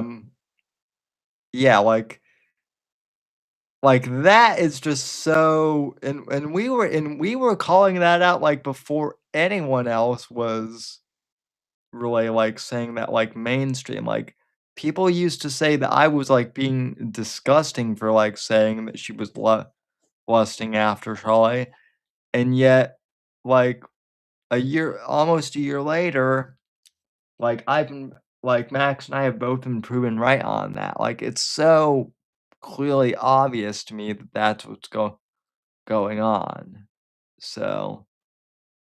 And part of it is sad because, like I've said before, you can clearly see that she did have some, like, in her head to some degree, whatever, she had some kind of like relationship built up, or one that she wanted with Charlie. And then he died, or he was assassinated. And unfortunately, she mentally broke. And that's why some of this is happening. But at the same point where I lose the sympathy, you're literally attacking his widow. Being a widow now, that means a lot more and impacts me a lot more than it did before. And it's just like, at this point, whatever you get from all this shit that you're spewing, you deserve. You're gonna get the attention that you think you want, but I think in the long run, it's gonna be attention you don't want. You're gonna end up regretting it when you are able to probably grieve and get your head clear. And I think it's a lot of that, like, lacking the common sense because of being so mentally broken by it, that you're making a lot of poor decisions. And I'm still gonna Yeah, pray for you, but you get what you get, man. it's that, but it's also, like, as much as I hate to say it, like, it's psychosis, but it is also, like, she may be crazy, but she's making thousands of dollars a month off this too. And that So, is where I say that that's like the also like the thing on top of like going against Erica Kirk, who is a widow, and saying all the things that she's saying, ridiculous things. It's that too. Like, you want to sit here and, like, it started out with being upset about it and everything like that, but now you're mocking it, you're making fun of it, you're coming with crazy, insane theories that continue this going on and on and on, and you're all like, you're making money the entire time you're doing it. So at the same time of it, like you said, being a psychosis of a mental breakdown, it's also, that you're making financial bank on this shit. And that's why, like, Max and I had the conversation of, I don't think her husband is a good person either, because if you saw your wife going through this and you actually cared for her and you loved her, and you cared for her well-being, mentally, physically, all that, you would stop her. You wouldn't let this continue unless it yeah. was you two knew, we're making bank, I'm rolling in dough, we're good. Well, then you're both morally corrupt people. You actually do need Jesus, and I pray you find him. I mean, there have been rumors about her husband that he's either, like, having an affair himself, or that he's gay, or both. I've heard the rumor of him being gay. I've definitely heard that. And, like, I try not to, like, buy into those internet rumors as much as possible, but at the same time, like, I do have to wonder if something like that is the case, because no man worth his salt would ever, even if the woman was, like, the breadwinner in the house, financially or whatever, right? Like, I have some guy friends who, they're in that situation. Their wife makes more money than them or whatever. Even if that's the case, no man I know would allow something like this to happen, or to get this far. Exactly. It Exactly. it just wouldn't happen, and so, you know yeah, do I immediately take the rumors at face value? Generally not, but maybe there is something to them if he's just not in the picture at all. It's very weird. Yeah, And unfortunately, because rumors do get out, because that's what happens with stuff like this, and the way that they're behaving, the way they don't address it, the way, they just handling the whole thing entirely, all people can do is speculate about it. And that's what's going to happen because that's what people do and people talk and they gossip. It's just like the same thing like she's doing with the Charlie Kirk thing. And Yeah. I'm just saying that, like, eventually it's going to come back. It's going to bite her in the ass. Karma is a bitch. She just unfortunately takes her sweet ass time to get her job done. Oh yeah. Well, and that's why, and karma works both Shit. ways. That's why Okay, I so my tablet like just went dark on me. It is at 5%, so it is gonna die. So I actually have to dip out before it does just die on you guys. But yeah. thank you for having me on. I definitely am gonna try to be on next week. I actually feel very comfortable with this, and thinking that like I was worrying too much. I think I can not necessarily step in Max's shoes to fill them, but I can. What? Oh, I can definitely like sorry, it keeps going blank on me. I can definitely try to at least, come in, step in for a little bit and shit like that. But yeah. So thank you Yeah, for having yeah. me on. I'm gonna go before it dies, and I will be on Friday, Bits and Bones. Excited for that. So I'm gonna go before it dies. Bye guys. Thanks for having me on, and bye. Oh, no problem. Thanks for being on as always. So, and yeah, that's Maxine Sand. You can follow her at Maxine_Sand on X. We always appreciate having her on, and yeah. Look, even when Max was alive too, I always enjoyed hearing her perspective. Maxine is great. And she's always been awesome. Love having her. And it is like we are nearing close to 4 hours now. So I do want to wrap this up on hour and two, unless more, do you have any like other topics that you want to No, bring up? no, we covered the thing that I would have brought up, so I'm good. So, well, cool. Friday night, Bits and Bones. Tune 10 in p 10 p.m. EST like always. and please subscribe to Morthus's RTO channel as well because he needs the sub and also like Bits and Bones. Even if you can't catch us live, like please go back and watch the archives.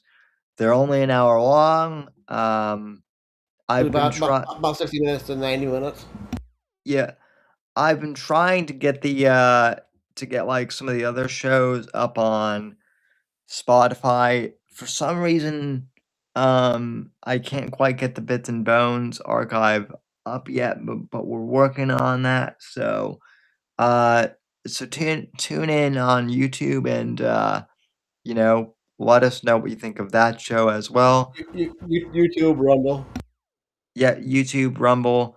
Also, feel free to tune in to my Witcher streams, which I usually do on the weekends. I don't really have like a set schedule for those. I just you know, start playing and then stream. So if you catch them, feel free to say hi in the chat and give a thumbs up for those as well. Really appreciate everyone who came out Sunday. So, and real appreciate everyone who has been supporting this show. Until next week, this is the Whitfield Report. I'm Sam Whitfield, and we'll be back. And until then, take care and God bless everyone.